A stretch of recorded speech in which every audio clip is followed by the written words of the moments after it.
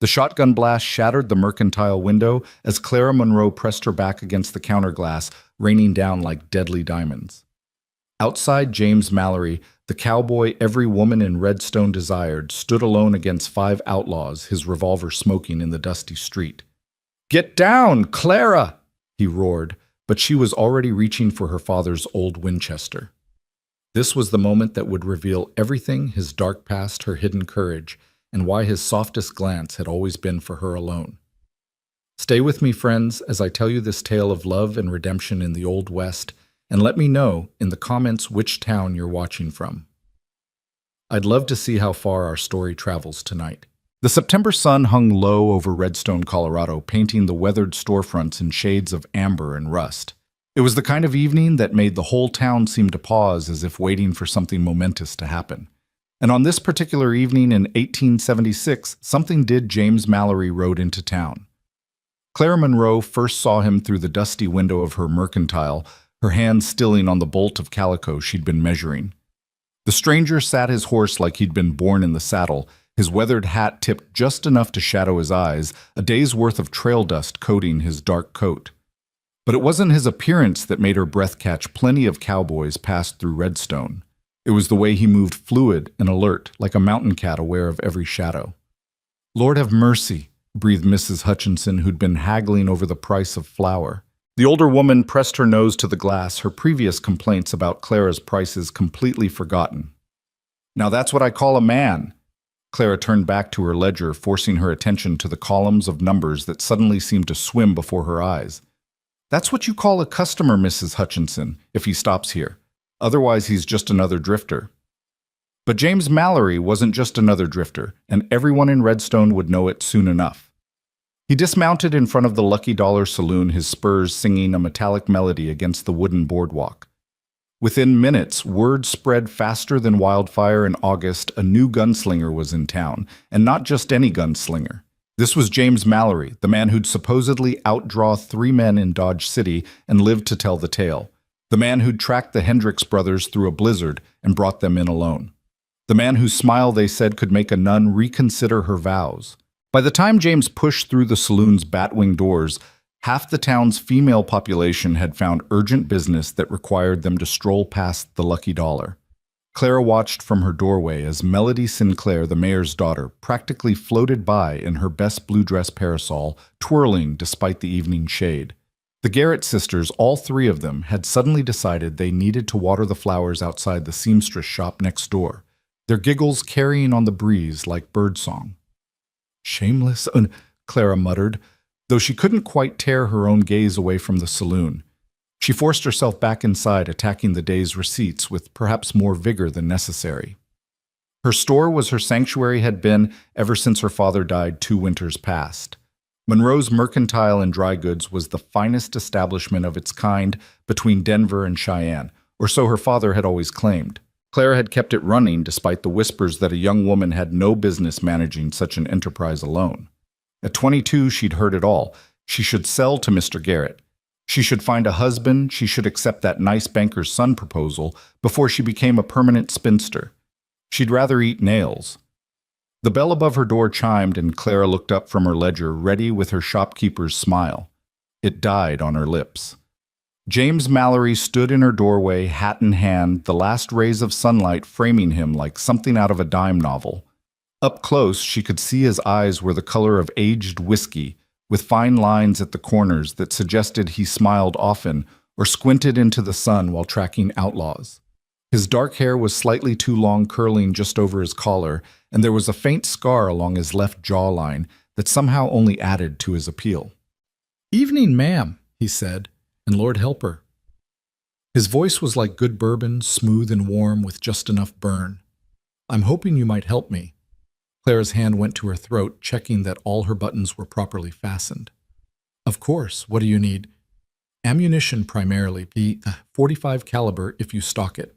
And—" he paused, those whiskey eyes scanning her well-organized shelves.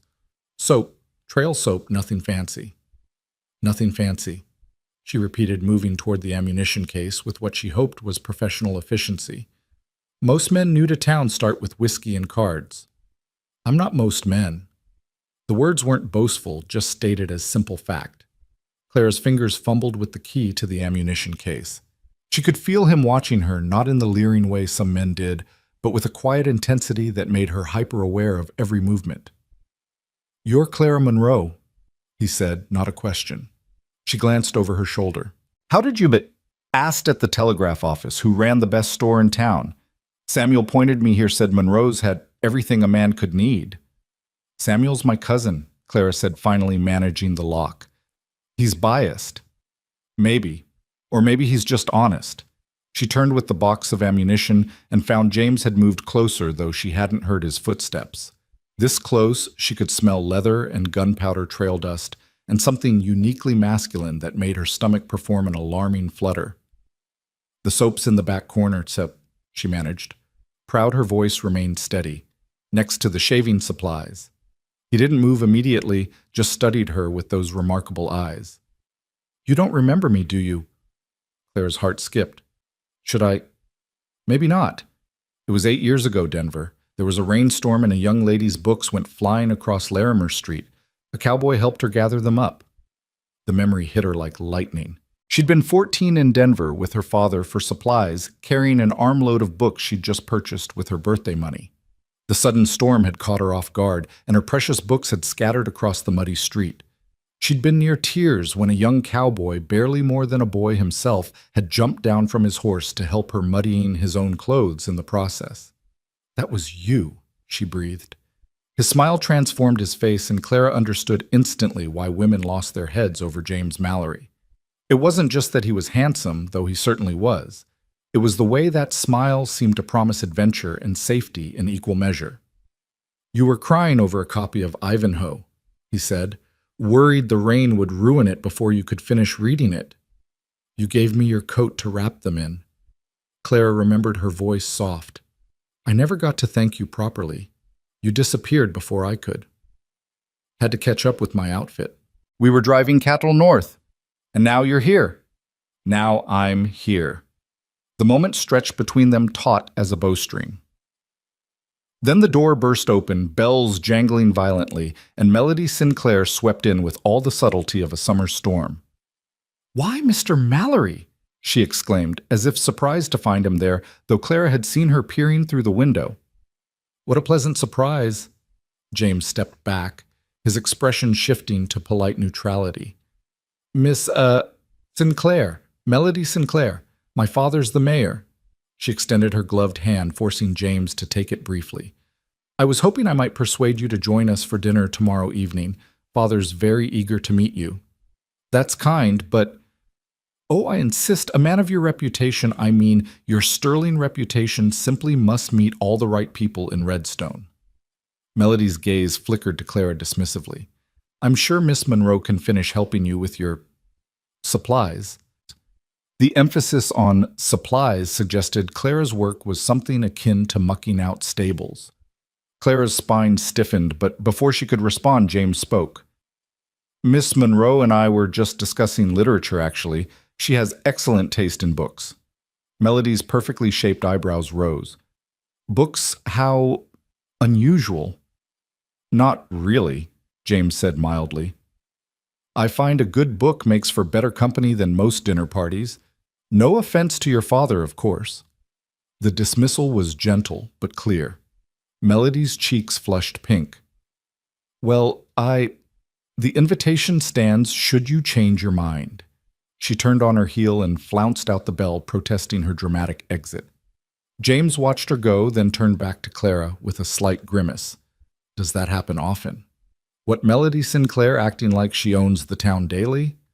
"I meant people assuming you're just here to fetch things for them." The observation was unexpectedly perceptive. Clara found herself really looking at him for the first time. Not at the legendary gunslinger or the handsome cowboy, but at the man who'd noticed something most people missed. "It's the nature of shopkeeping," she said carefully. "It's the nature of people underestimating you." He picked up the box of ammunition, examining it.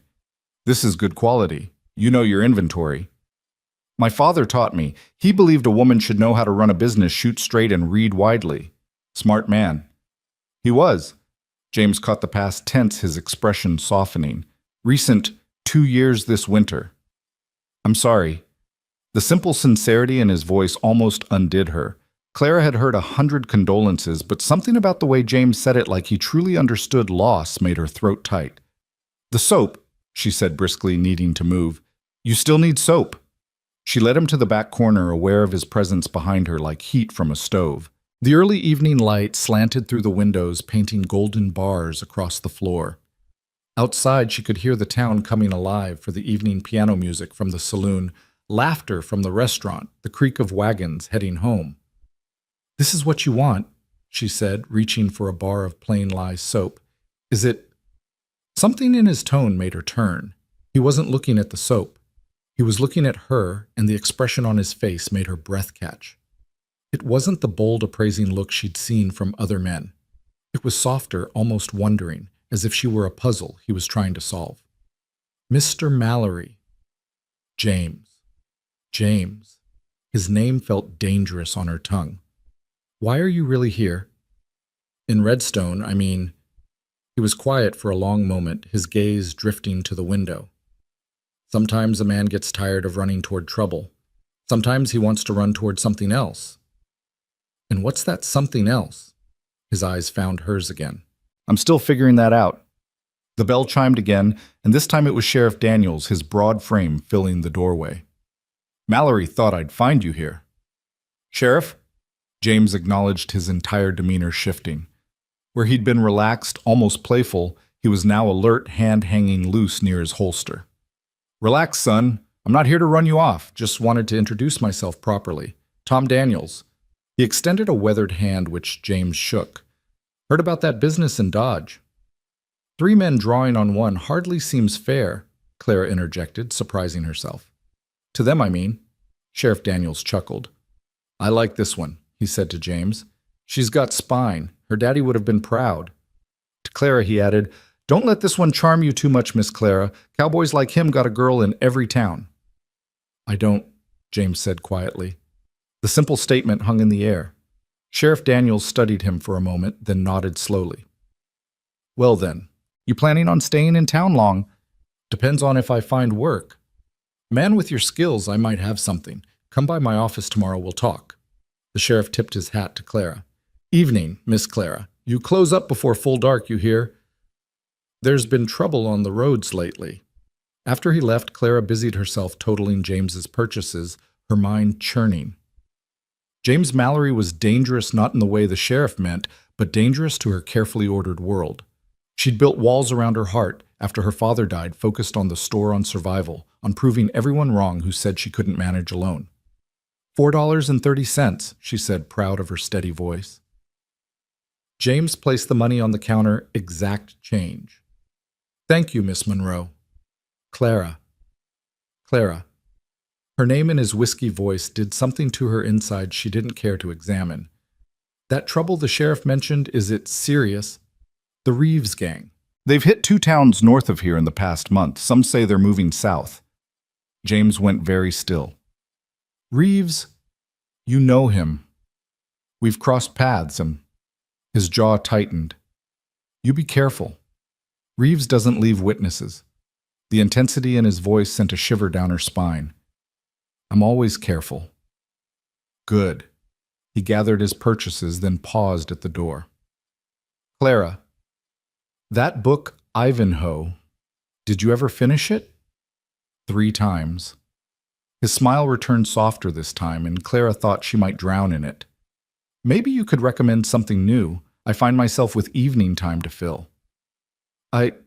Yes, of course. Tomorrow, then. She nodded, not trusting her voice. He touched the brim of his hat and was gone, leaving only the lingering scent of leather and possibility. Clara stood in her empty store, one hand pressed to her racing heart. Outside, she could hear the commotion as word spread that James Mallory had visited Monroe's mercantile. By tomorrow, everyone would know he'd stayed talking with her for nearly half an hour. The gossip would be insufferable. She didn't care. As she locked the ammunition case, Clara caught her reflection in the glass. Her brown hair was escaping its pins. Her practical gray dress was dusty from the day's work, and there was a smudge of ink on her cheek. She looked nothing like Melody Sinclair or the Garrett sisters with their perfect curls and pristine gowns.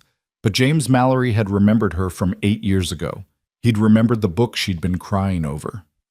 The next morning arrived with unseasonable warmth and a buzz of excitement that had the whole town stirring early. Clara opened her store to find Mrs. Patterson, the Reverend's wife, already waiting outside.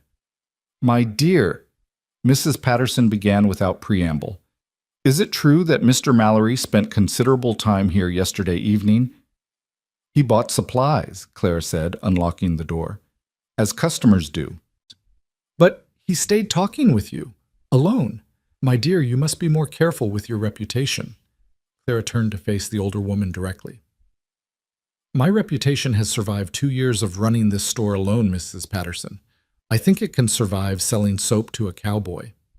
Mrs. Patterson sniffed. "That's precisely the attitude that keeps you unmarried at your age. Or maybe it's the attitude that keeps me sane." Before Mrs. Patterson could respond, the door chimed again. James walked in, hat in hand, and Clara's traitorous heart leaped. "Morning, ladies," he said pleasantly. "Mrs. Patterson, isn't it? I believe I saw you at the church yesterday." Mrs. Patterson practically glowed. "You attended service. Wouldn't miss it. Fine sermon about redemption." "Oh, well, yes, Reverend Patterson does give wonderful sermons." She was actually blushing. "Perhaps you'll join us for Sunday dinner." "That's kind of you, ma'am."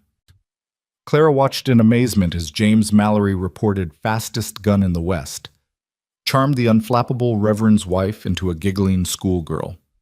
Within minutes, Mrs. Patterson was extolling his virtues and insisting he simply must meet her niece who was visiting from Boston. "I'll certainly consider it," James said solemnly. "Now, if you'll excuse me, Miss Monroe promised to help me select some reading material." After Mrs. Patterson departed, still flutter, Clara shook her head. "That was impressive." "What? You turned her from guardian of virtue to matchmaker in under 5 minutes." James grinned.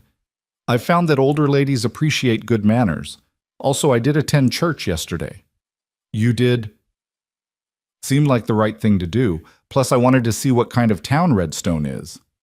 "And not that. It's a good town. Good people." He paused. "One person in particular." Before Clara could respond, the morning rush began. It seemed half the town had suddenly remembered urgent shopping needs. The Garrett sisters needed ribbon, all 3 of them requiring different colors that necessitated extensive consultation. Mr. Hoffman from the bank wanted tobacco, though he usually bought from the general store. Even Mayor Sinclair himself made an appearance ostensibly to discuss a large order for the upcoming Founders' Day celebration, but really to size up the famous gunslinger. Through it all, James remained in the store reading the titles on the small shelf of books Clara kept in the back corner. Occasionally he'd help her reach something from a high shelf or carry a heavy package to someone's wagon.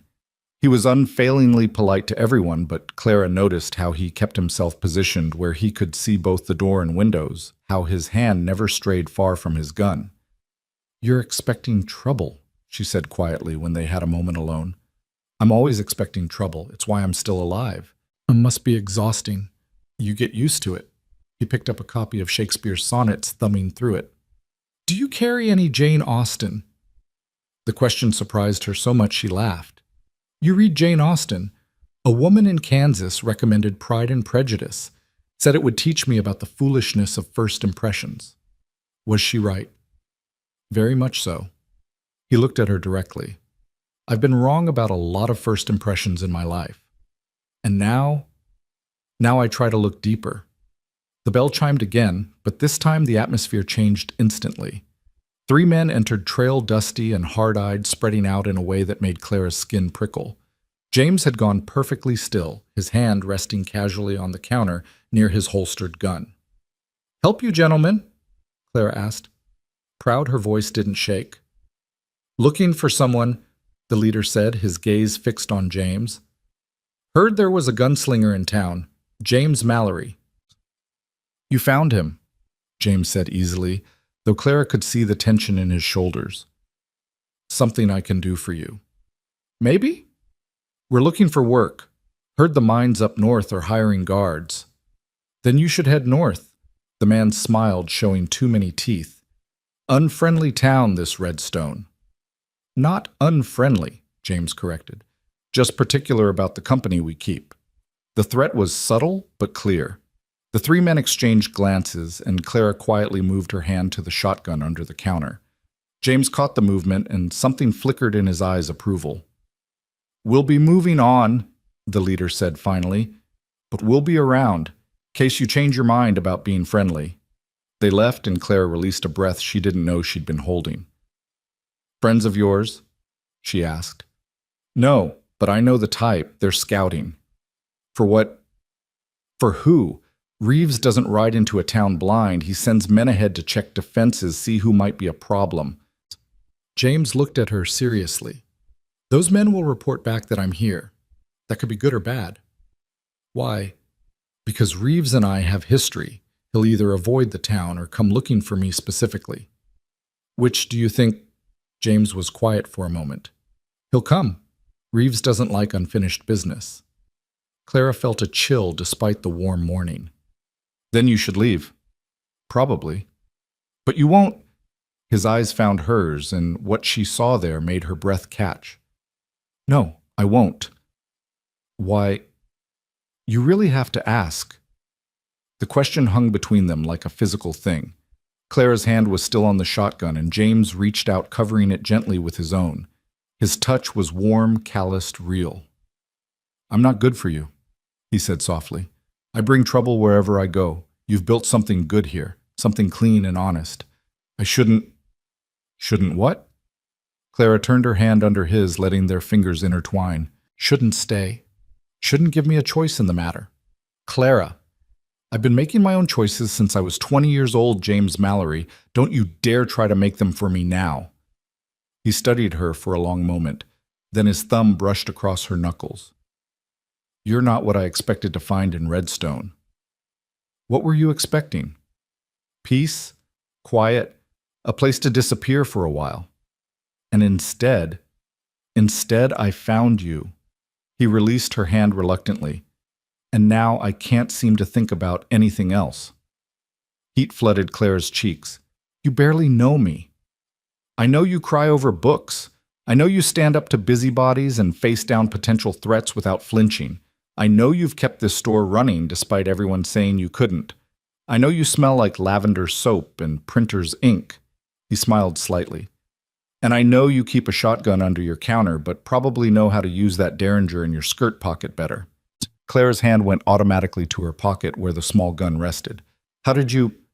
The way your skirt hangs. Plus, you're your father's daughter. He wouldn't have left you defenseless. Most people underestimate me. Most people are fools. The simple statement delivered with such matter-of-fact certainty did something to Clara's carefully constructed walls. She'd spent 2 years being strong, being independent, proving she didn't need anyone. But James wasn't offering to save her or protect her. He was simply seeing her. The morning continued with a steady stream of customers, but Clara was hyper-aware of James's presence. He eventually purchased the Shakespeare and a copy of David Copperfield, then settled into a chair in the corner to read. But she noticed how he positioned the chair to watch the street, how his gun hand remained free, how his apparent relaxation was actually coiled readiness. Around noon, Melody St. Clair reappeared this time with reinforcements. Her friends Alice and Catherine both dressed in their finest walking suits. Mr. Mallory, Melody cooed, still shopping. Reading, he corrected without looking up. Oh, how studious of you. She glanced at Clara dismissively.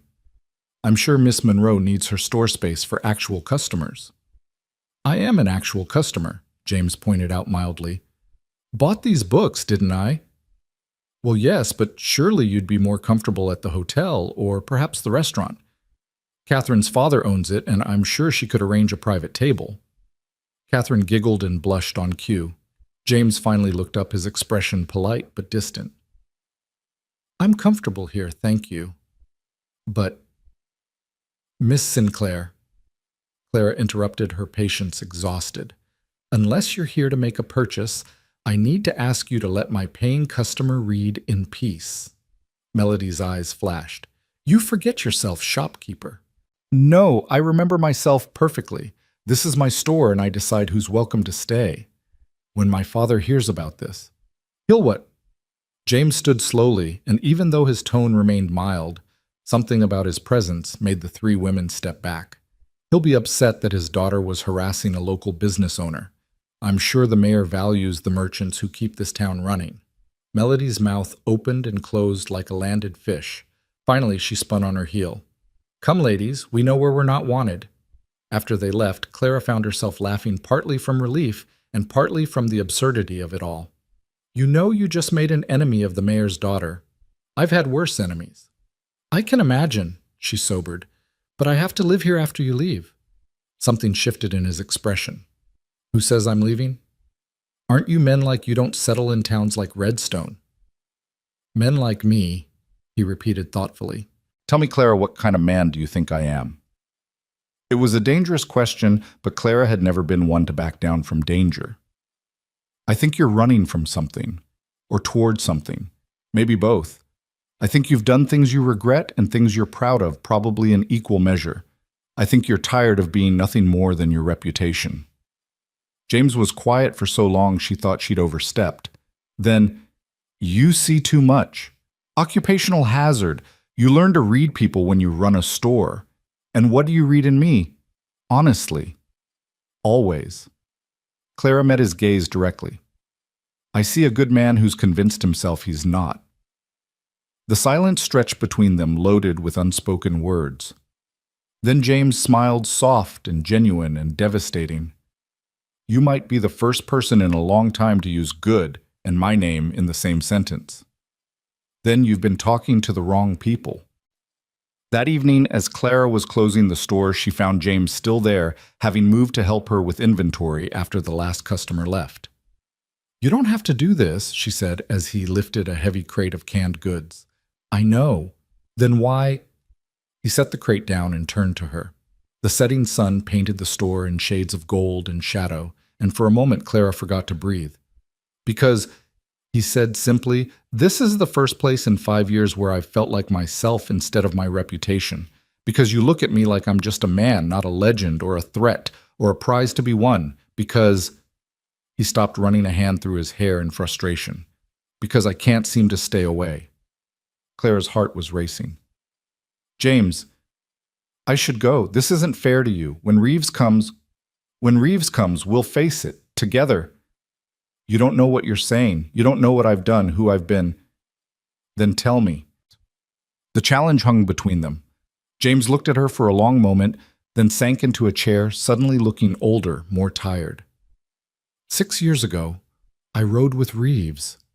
Clara felt the words like a physical blow, but forced herself to remain still to listen.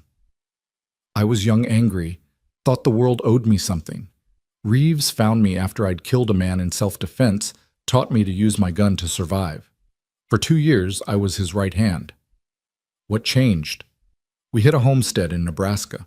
Reeves gave the order to leave no witnesses. There were children, Clara. Twin boys couldn't have been more than 5. His voice had gone rough. I couldn't do it.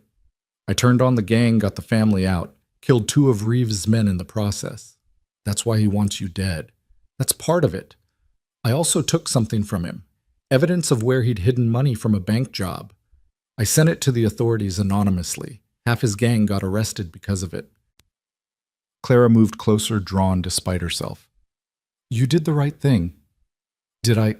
I still rode with him for 2 years, still did things I can't undo. But you changed. You chose to be better. That doesn't erase what I was. Knelt beside his chair, boldly taking his hand. No, but it defines who you are now. The man I see, he helps gather books in the rain. He charms elderly ladies and treats shopkeepers with respect. He stands ready to defend a town that isn't even his home. James turned his hand to grip hers. Claire, you don't understand. When Reeves comes, he won't just come for me. He'll hurt anyone close to me. Then we'd better make sure we're ready. You think I've kept this store running for 2 years by backing down from threats. I'm not some delicate flower, James. I'm Clara Monroe, and I protect what's mine. And am I yours? The question should have shocked her. They'd known each other for 2 days, had a handful of conversations, shared nothing more than touched hands. But Clara had learned to trust her instincts, and every instinct she had was screaming that this was right. "I think you could be," she said softly, "if you stayed long enough to find out." James lifted their joined hands, pressing his lips to her knuckles in a gesture so gentle it made her eyes burn. "You're going to be trouble for me, Clara Monroe. Good trouble, I hope. The best kind." A gunshot shattered the moment, followed by shouting from the street. James was on his feet instantly, gun drawn, pushing Clara behind him. "Stay here," he ordered, moving toward the door. "Like hell," Clara muttered, grabbing the shotgun from under the counter. They emerged to find chaos in the street. The three men from earlier were back this time with friends. They had the sheriff's deputy, young Billy Watson, on his knees in the dust, a gun to his head. "Mallory," the leader shouted. "Reeves wants to talk. You've got 2 days to decide, join us or face us. We'll be at Skeleton Ridge." "Let the boy go," James called back, his voice steady. "He's got nothing to do with this. Everything in this town has to do with this now." The man smiled coldly. 2 days, Mallory. Come alone or we burn this pretty little town to the ground." They released Billy with a shove that sent him sprawling, then mounted up and rode out, their laughter echoing in the evening air.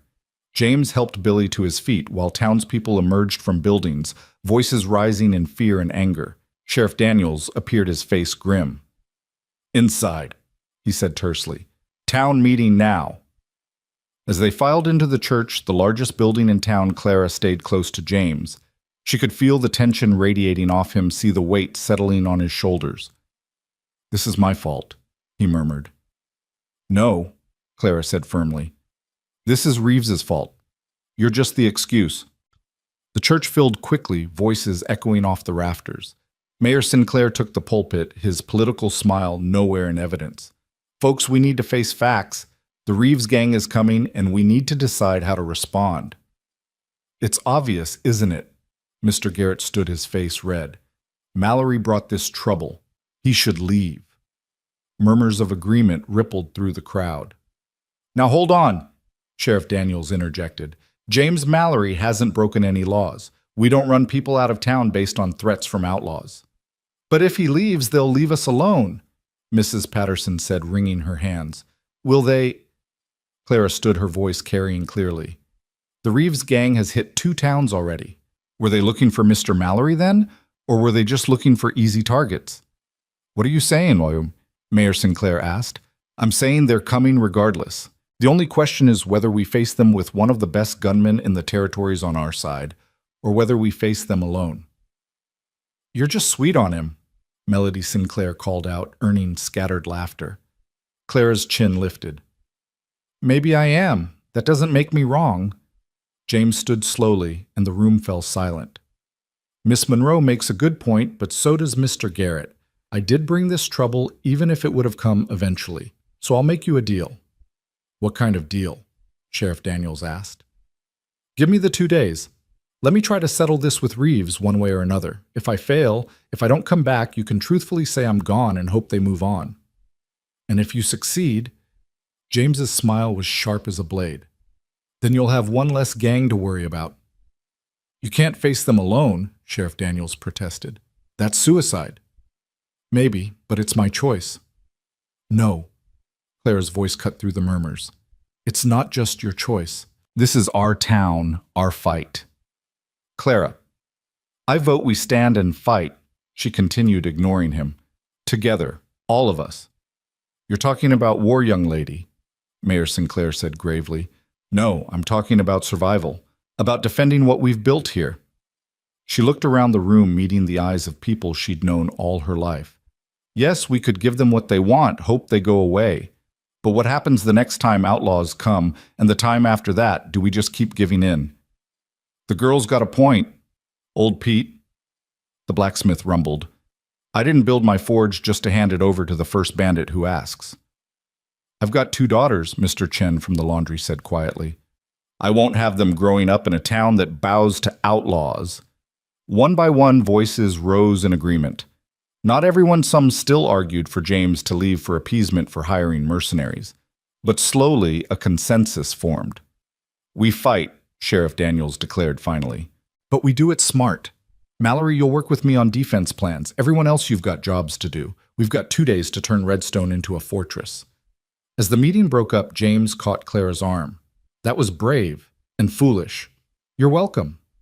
Clara, I'm serious. You don't know what you've just signed up for. She turned to face him, fully aware that people were watching, but not caring. Yes, I do. I've signed up to defend my home, and maybe, just maybe, to keep a certain cowboy from getting himself killed out of some misguided sense of nobility. Is that what you think I have? I think you were ready to die to protect this town. That's either nobility or stupidity, and you don't strike me as stupid. James laughed, surprising them both. You are going to be so much trouble. You mentioned that already. Bears repeating. He sobered. If we survive this, when we survive this, he corrected, you and I are going to have a long conversation about the future. Clara's heart skipped. Is that a threat or a promise? Both. The next 2 days passed in a blur of preparation that transformed Redstone from a peaceful frontier town into an armed camp. Clara barely had time to think about the promise in James's words as she worked alongside the other townspeople, boarding windows, filling sandbags, and distributing ammunition from her store's supplies. Yet every time she caught sight of him across the street, teaching men how to set up defensive positions or checking sight lines from the rooftops, her pulse quickened with something that had nothing to do with the coming danger. James had taken up residence in the sheriff's office, poring over maps with Sheriff Daniels late into the night.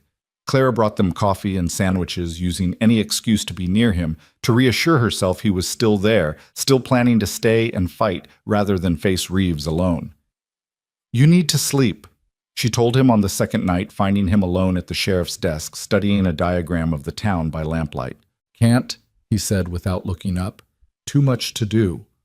The town won't be any safer if you collapse from exhaustion, but it'll be considerably less safe if I miss something because I was sleeping.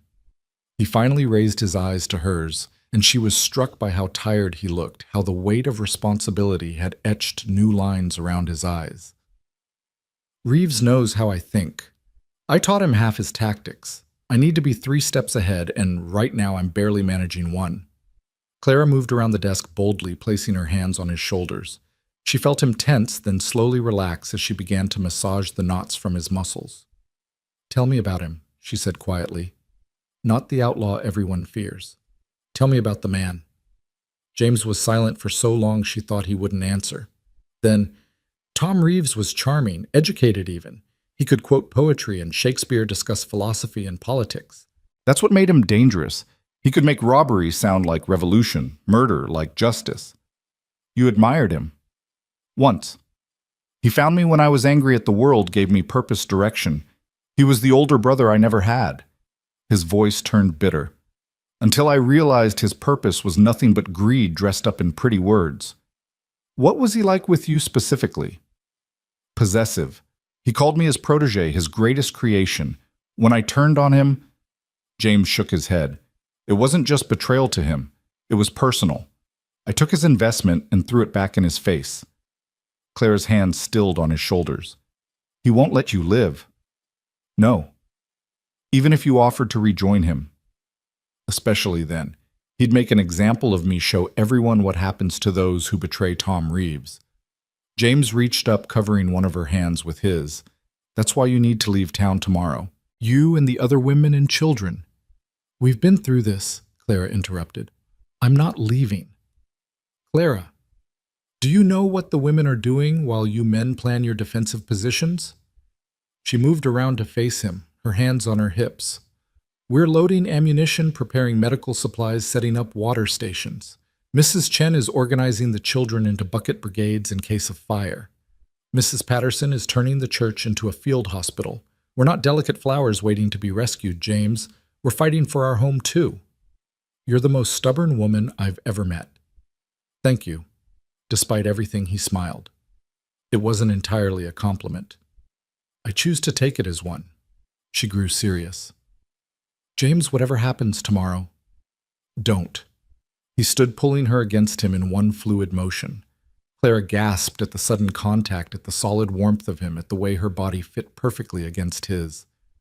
Don't say goodbye. Not yet. I wasn't going to.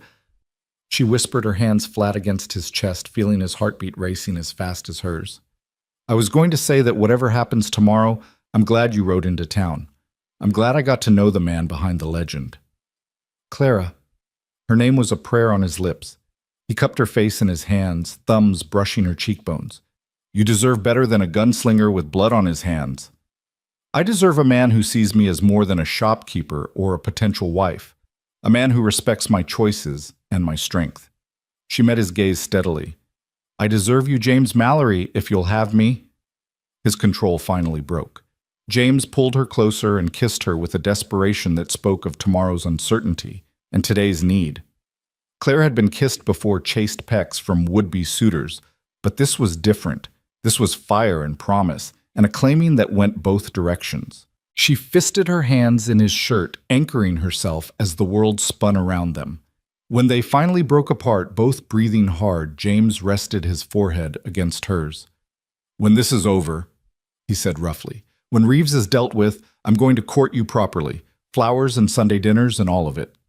I don't need all of that. But you deserve it. You deserve everything. He kissed her again, softer this time, a promise rather than a demand. Go home, Clara. Get some rest. Tomorrow, we win, she said firmly. Dawn came too soon, bringing with it an unnatural quiet that settled over Redstone like a shroud. Clara stood in her store checking her father's Winchester for the 10th time.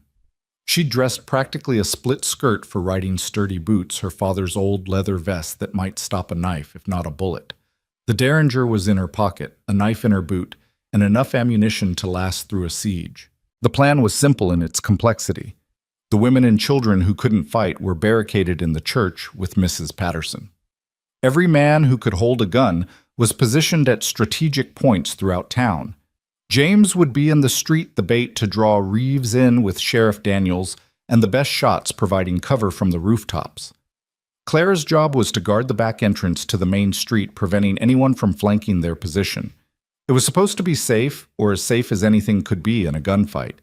James had insisted on it, and she'd agreed, knowing he'd be distracted if she were in the main line of fire. The morning sun climbed higher and tension wound tighter with each passing minute. Then finally a dust cloud appeared on the horizon. They're coming, Billy Watson called from his position on the hotel roof. Clara watched from her window as James stepped into the middle of the main street, positioning himself with deliberate care. He changed into a black shirt and vest, his guns gleaming at his hips, looking every inch the legendary gunslinger. But she knew him now, knew the man beneath the reputation, and her heart clenched with fear she refused to show. The Reeves gang rode in slowly, spreading out in a practiced formation. Clara counted 15 men, all armed, all dangerous. Tom Reeves himself was in the center, and she understood immediately what James had meant about his charm. Even from a distance, Reeves cut an impressive figure, tall, well-dressed with silver at his temples, that gave him a distinguished air. He could have been a banker or a senator, if not for the cold calculation in his eyes. James? Reeves called out, his voice carrying clearly in the morning air. My wayward son returns. I'm not your son, Tom. Never was. No, I made you what you are, taught you everything. You taught me how to kill. I had to learn how to live on my own. Reeves laughed, rich and genuinely amused. Still so dramatic. You always did have a poet's soul. It's what made you weak. Compassion isn't weakness. Isn't it? Look where it's brought you, standing alone in a dusty street about to die for people who mean nothing to you. That's where you're wrong, James said quietly, but his voice carried. They mean everything. Clara's breath caught. Even facing death, he was thinking of them, of her. Touching, Reeves said dryly, but pointless. Here's my offer, James. Come with me now, and I'll spare the town. Refuse, and we burn it to the ground after we kill you. Counter offer, James said. You and your men ride out now, and I don't kill you all. Reeves laughed again, but this time there was an edge to it. You always did have audacity. Very well. We do this the hard way. The morning exploded into violence. Clara would remember it later in fragments, the thunderous crash of gunfire, the acrid smell of gunpowder, the screams of horses and men. James drew with inhuman speed, dropping 2 men before they cleared leather. The rooftops erupted as Sheriff Daniels and his men opened fire, catching the gang in a deadly crossfire. But Reeves had expected this. Half his men peeled off, heading for the side streets, trying to flank the defenders. Clara saw 3 riders heading for her position and raised the Winchester her father's training taking over. The first man went down with her first shot, tumbling from his saddle.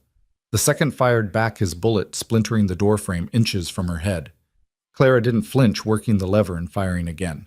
The third man tried to rush her, and she met him with the shotgun she'd positioned by the door, the blast throwing him backward into the street. Behind her, she heard glass breaking, someone trying to come through the back. She spun Derringer in hand and fired twice. The would-be intruder stumbled back, clutching his shoulder. The shopkeeper's armed. He shouted, warning others. Good, Clara thought grimly, reloading with hands that barely trembled. The battle raged on. From her position, she could see portions of the main street where James fought with a lethal grace that was terrible and beautiful to watch. He moved constantly, never giving anyone a clear shot, his guns speaking death with every pull of the trigger. But there were so many of them, and even with the town's defenders, they were outnumbered.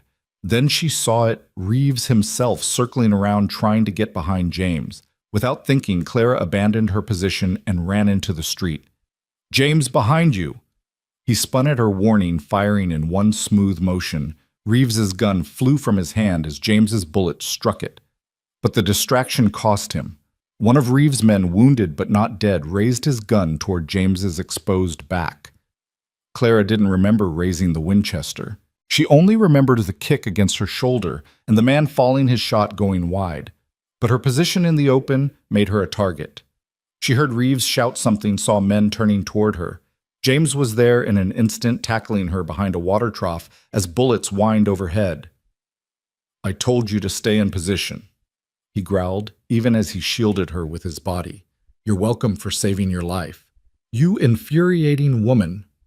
Whatever else he might have said was lost as Reeves called out, enough shooting!" An eerie quiet fell over the town. Clara peered around the trough to see Reeves standing in the open, his hands visible but ready to draw his backup gun. "This has gone on long enough," Reeves said. "You and me, James. The way it should have been from the beginning. Winner takes all, the town, the girl, everything." "No," Sheriff Daniels called from his position. "We don't do duels here." "Then I order my men to burn everything," Reeves interrupted coldly. "Starting with that church where you've hidden your families." Clara felt James go rigid beside her. She knew what he was thinking, knew he'd never risk the innocent lives in that church. "James, no," she whispered urgently. "It's what he wants." "I know." He looked at her, and the expression in his eyes broke her heart. "But it's the only way. You could lose. I won't." He touched her face gently. "Not with you watching, not with everything I have to live for now." Before she could respond, he stood, stepping into the open. "Terms. Simple. You and me, Main Street classic rules. When someone drops a handkerchief, we draw. And when I win, your men leave. All of them. Forever." "If you win," Reeves corrected, "which you won't. You never could beat me in practice." "Practice is different from the real thing." As the 2 men took their positions, the entire town seemed to hold its breath. Clara found herself standing with the other townspeople who had emerged from cover. Sheriff Daniels on one side, Mrs. Patterson, who had left the church despite orders, on the other. "Can he do it?" Mrs. Patterson whispered. Clara didn't answer. She was watching James, seeing the subtle shift in his stance, the way his hand hung loose and ready. But she was also watching Reeves, seeing his confidence, his absolute certainty of victory. Mayor Sinclair, his face pale but determined, held up a white handkerchief. "Gentlemen, ready." Both men nodded, their eyes locked on each other. The handkerchief fluttered in the morning breeze, seeming to fall in slow motion. Clara's heartbeat thundered in her ears, drowning out everything else. The handkerchief touched the ground. The draw was faster than thought, faster than prayer. Clara saw James's hand move, saw the glint of sunlight on metal, heard the thunder of gunshots so close together they sounded like one. For a moment, both men stood frozen. Then Reeves looked down at the spreading red stain on his chest, surprise replacing arrogance on his face. You learned new tricks." I learned what was worth fighting for, James replied, his gun still trained on the dying man. Reeves fell to his knees, then forward into the dust. For a moment, nobody moved. Then one of Reeves' men made the mistake of reaching for his gun. James's second gun was in his hand before anyone could blink, pointed at the man's head. Don't. Your boss is dead. You can ride out alive or join him. Choose. The town, the man asked, leaves with you. Touch nothing. Take nothing. Never come back. One by one, the remaining gang members holstered their weapons, gathered their dead and wounded, and rode out. The dust from their departure hadn't settled before the town erupted in celebration. But Clara only had eyes for James, who stood swaying in the street, his guns finally holstered. She ran to him as he sank to one knee, and that's when she saw the blood on his side. You're hit.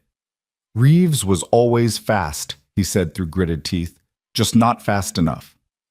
Dr. Morrison, Clara shouted, supporting James's weight. We need the doctor. The next hours blurred together, getting James to the doctor's office, the agonizing wait, while the bullet was removed, the constant stream of townspeople coming to check on their hero. Through it all, Clara never left his side, holding his hand through the surgery, bathing his forehead when fever threatened, praying wordlessly that she hadn't found him, only to lose him. It was near sunset when he finally woke fully, his eyes focusing on her face. Clara, I'm here. She squeezed his hand, tears she'd been holding back finally falling. You stupid, brave, wonderful man, you nearly died. Worth it, he murmured, reaching up to touch her cheek. The town's safe. You're safe. If you ever scare me like that again, marry me. The words hung in the air between them. Clara's breath caught. What? I know it's not the proper proposal you deserve, James said, his voice stronger now, more certain. I don't have flowers or a ring or even clean clothes, but I nearly died today, and the only thing I could think about was that I hadn't told you I love you, that I hadn't asked you to be my wife. James, I love you, Clara Monroe. I love your strength and your stubbornness and the way you look at me like I'm more than my past. I love that you cry over books and stand up to outlaws and make terrible coffee but excellent sandwiches. He struggled to sit up, wincing but determined. I don't have much to offer, just a gunslinger's savings and more baggage than any woman should have to carry. But if you'll have me, I promise to spend every day proving you made the right choice. Clara was crying fully now, not caring who saw. You infuriating man, she managed. Yes, yes, yes, I'll marry you. Yes to all of it, but only if you promise to stop getting shot. I'll do my best, he said, pulling her down for a kiss that was tender and full of promise. Sheriff Daniels cleared his throat from the doorway. Sorry to interrupt, but the whole town's waiting to hear if he's going to live. He'll live, Dr. Morrison said dryly, entering behind the sheriff. If only because Miss Clara won't let him do otherwise, though I recommend at least a week of bed rest. A week? James protested. A week, Clara said firmly. Doctor's orders. And who's going to run the store? Melody Sinclair, actually, Clara said, surprising everyone, including herself. She came by earlier while you were unconscious, apologized for her behavior, and offered to help. I think seeing you nearly die for the town gave her some perspective. Wonders never cease, James murmured. Over the next days, as James recovered, the town of Redstone transformed around them. The story of the showdown with Reeves spread quickly, drawing journalists and curiosity seekers from across the territory. But more importantly, it drew families looking for a safe place to settle businesses, looking to establish themselves in a town that had proven it would fight for its survival. James was offered the position of sheriff when Daniels announced his retirement, but he turned it down, suggesting Billy Watson for the job instead. I've worn a badge before, he told the town council, but I think I'm done with that life. What will you do? Mayor Sinclair asked. James looked at Clara and smiled. I thought I might try my hand at shopkeeping. I hear Monroe's Mercantile might be expanding, maybe even opening a second location. Could use a partner. Clara tried to look stern but failed entirely. A partner who knows books and can reach the high shelves. Exactly. They were married 2 months later on a crisp December morning with the whole town in attendance. Clara wore her mother's wedding dress altered to fit, and James wore a new black suit that made him look distinguished rather than dangerous. Reverend Patterson performed the ceremony. Mrs. Patterson cried through the entire thing, and even Melody Sinclair had to dab at her eyes when James spoke his vows. "Clara," he said, his voice carrying to the back of the packed church, "you saw past the gunslinger to find the man. You gave me a reason to stop running a place to call home and a future I never dared dream of. I promise to love you, protect you, and probably drive you crazy with my stubborn ways for the rest of our days." Clara laughed through her tears. "James, you saved more than just our town. You saved me from a life of mere existence. You showed me that some risks are worth taking, that love is worth fighting for, and that the best things in life often come riding in on a dusty afternoon when you least expect them. I promise to love you, challenge you, and definitely drive you crazy with my stubborn ways for the rest of our days." When Reverend Patterson pronounced them husband and wife, the cheer that went up could probably be heard in the next county. The reception was held at Monroe's Mercantile now. Mallory and Monroe's Mercantile, though everyone still called it Monroe's. The shelves had been pushed back, lanterns hung from every beam, and the whole town crowded in to celebrate. Old Pete had fashioned a horseshoe into a heart. As a wedding gift, the Chen family provided silk flowers from San Francisco, and Sheriff Daniels presented James with a special gift, a full pardon from the territorial governor for any past crimes secured through Daniels' connections. "So you can stop looking over your shoulder," Daniels said quietly. "A man needs to be able to focus on his future, not his past." As the evening wore on and the celebration continued, Clara found a moment of quiet with her new husband on the store's back porch, looking out at the town they'd fought to protect. "Any regrets?" James asked, his arm around her waist. "Only one," Clara said. He tensed. "What? I wish my father could have met you. Really met you, not just that brief encounter in Denver." James relaxed, pulling her closer. "I think he did meet me in a way. Every time you stood up to danger, every time you made a choice he taught you to make, he was there." "When did you become so philosophical?" "When I married a woman who reads Shakespeare for fun." They stood in comfortable silence for a moment. Then Clara said, "James, that first day when you came into the store, were you really just looking for ammunition and soap?" He chuckled. "I'd heard about you from Samuel at the telegraph office, the beautiful, stubborn shopkeeper who wouldn't sell to anyone. I was curious. So you did remember me from Denver."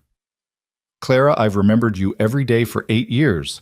When I heard a Miss Monroe ran the Mercantile here, I had to know if it was you." She turned in his arms to face him.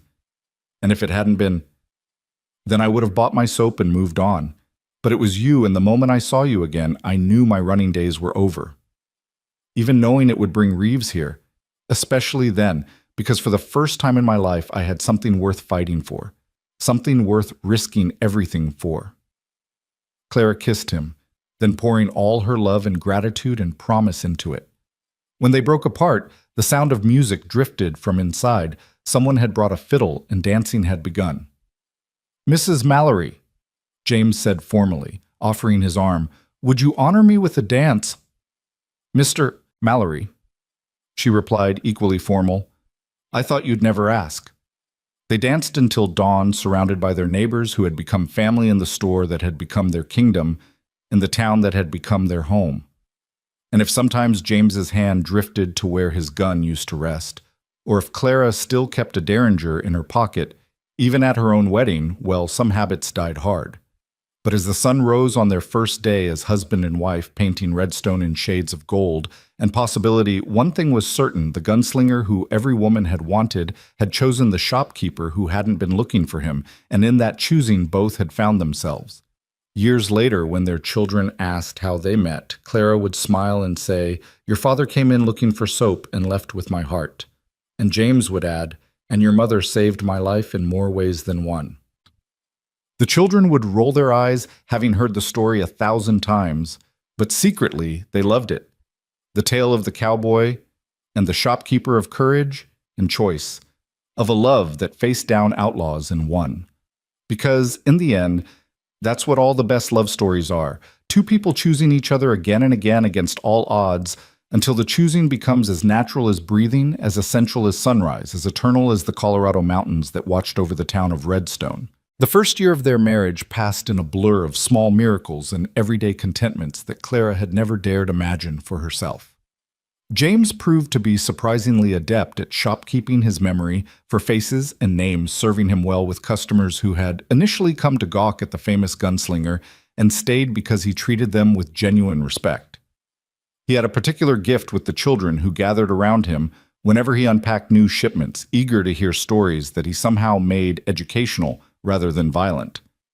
But the past had a way of casting shadows, even in the brightest moments. Clara first noticed it on a particularly busy Saturday in March, when a group of trail hands passed through town. One of them, weathered and scarred, stopped dead in the doorway of the store when he saw James behind the counter.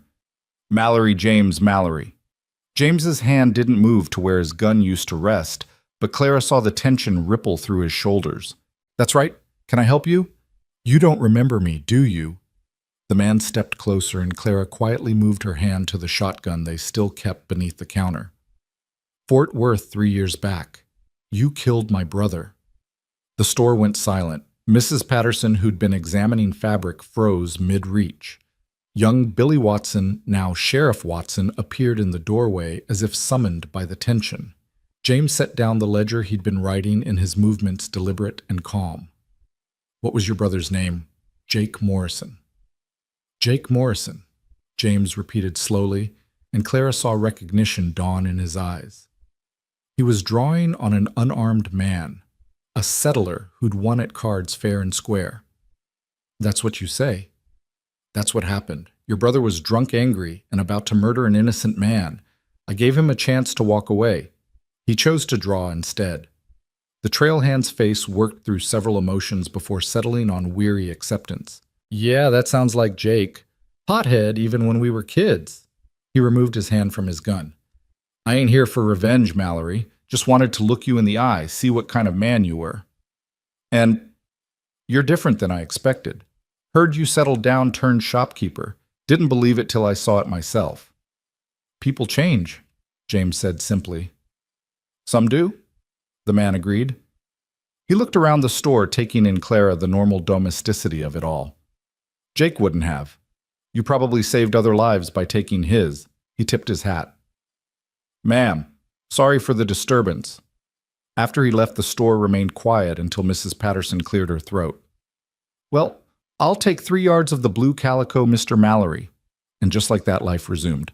But Clara saw how James's jaw remained tight for the rest of the day, how he was quieter than usual at dinner that evening. "How many more are out there?" she asked finally, as they prepared for bed. "How many brothers, friends, associates who might come looking for James Mallory?" "I don't know," he admitted, sitting on the edge of their bed. "I've tried to count, sometimes tried to remember every face, every name. But those years with Reeves and the years after, when I was trying to build a reputation that would keep me safe, they blur together." Clara moved behind him, wrapping her arms around his shoulders. "We knew this might happen. Knowing and experiencing are different things. When he walked in today for a moment, I was afraid not for me, but for you, for what you might see, what you might learn about who I was. James," she turned his face toward her, "I know who you were. More importantly, I know who you are. The man who helps Mrs. Chen carry her laundry baskets. The man who teaches the Carter boys to read using adventure novels. The man who still gets up at dawn to check the town's perimeter just in case." "Old habits," he murmured. "Good habits.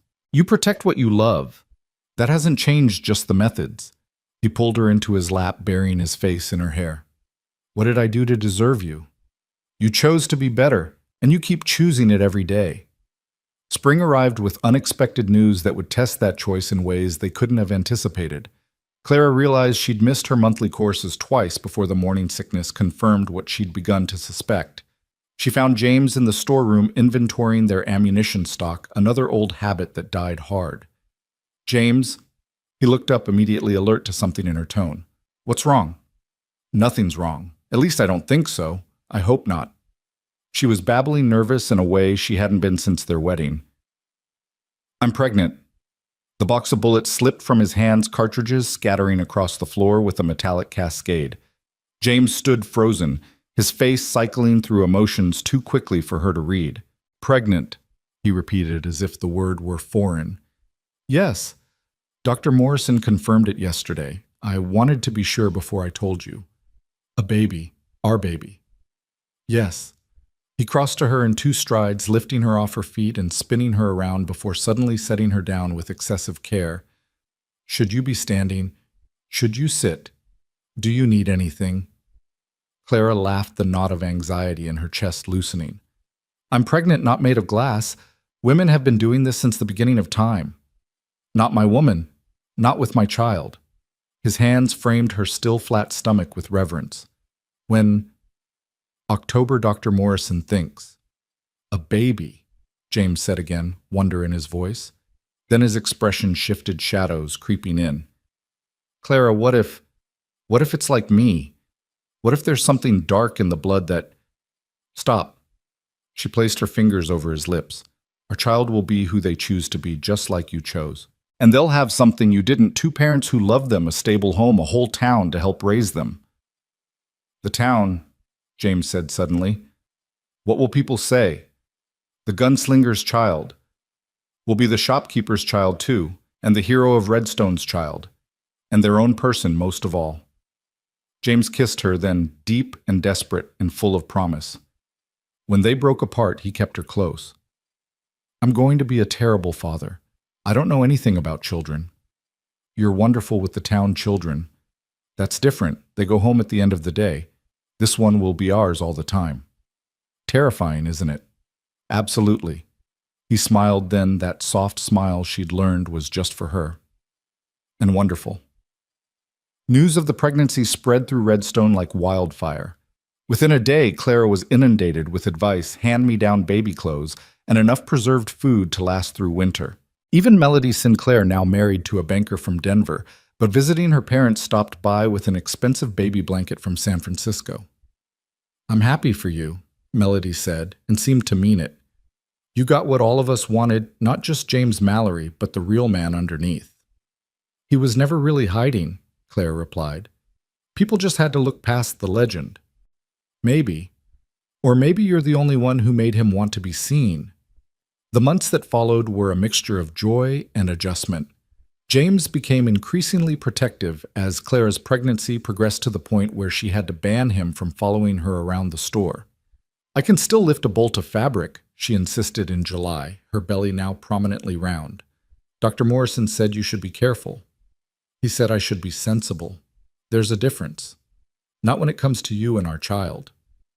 Their child. He said it with such wonder every time, as if he couldn't quite believe it was real. The summer heat was particularly brutal that year, and Clara found herself grateful for James's hovering when she nearly fainted while reaching for something on a high shelf. He caught her before she fell, carrying her to their quarters above the store despite her protests. I can walk. Humor me, he said tersely, and she realized he was genuinely frightened. James, women have babies every day. Other women aren't you. He settled her on their bed, bringing a cool cloth for her forehead. I've faced down outlaws, been shot multiple times, tracked through blizzards. None of it scared me like the thought of losing you. You won't lose me. Promise? I promise to do everything in my power to stay with you and our child. That's not the same as promising. It's the best I can offer. Life doesn't come with guarantees, James. You know that better than anyone. He was quiet for a moment, his hand resting on her swollen belly. The baby kicked and his face lit up with that wonder she never tired of seeing. He's strong, James said. Or she. Either way strong, like their mother. And their father.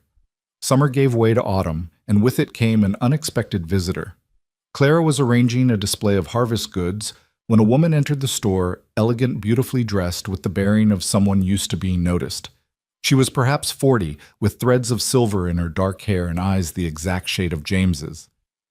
You must be Clara, then, the woman said. Yes. Can I help you? I'm Margaret Thornton, James's sister. Clara's hand went to her throat. James doesn't have, he said he didn't have family. He doesn't as far as he's concerned. I'm sure he never mentioned me. We haven't spoken in 15 years. Margaret's composure cracked slightly. Is he here? He's at the bank. He'll be back soon. Then perhaps we could talk first.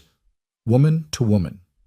Clara studied her, noting the expensive clothes, the wedding ring with its large diamond, the way she held herself like someone who'd climbed high and was determined never to fall. "Would you like some tea?" They sat in the small parlor behind the store, and Margaret told her story in measured tones. She was 5 years older than James, had left home at 16 to marry a wealthy rancher. "I thought I was saving myself," she said bitterly. "Our father was a drunk, our mother dead. James was 11, already wild, already angry. I told myself he'd be fine, that he was tough. I abandoned him." "You were a child yourself," Clara said gently. "I was old enough to know better, old enough to take him with me. But my husband wouldn't have wanted a wild boy around, and I chose comfort over family." She set down her teacup with a trembling hand. "I heard about what happened in Denver about him joining Reeves. I told myself it wasn't my fault, but I knew better. If I'd been there, he might have ended up exactly the same," Clara interrupted. "James chose his own path, the good and the bad. Blaming yourself serves no purpose." "You're kind to say so, but I know what I did, or didn't do." Margaret looked at Clara's obvious pregnancy. "That's why I'm here. I heard he'd married, settled down. I needed to see for myself to know he'd found the family I failed to give him." The door chimed, and James's voice called out, "Clara, where?" He stopped dead in the doorway, his face going pale, then flushing with anger. "Margaret." "Hello, James." "Get out." "James," Clara said softly, but he didn't look at her. "I said get out. You don't get to walk in here after 15 years and—" "I know," Margaret said, standing. "I know I have no right. I just needed to see you to know you were well. I'm fine. No thanks to you." "James," Clara said again, stronger this time. She struggled to her feet, one hand on her back. "Hear her out." "There's nothing to hear. She made her choice.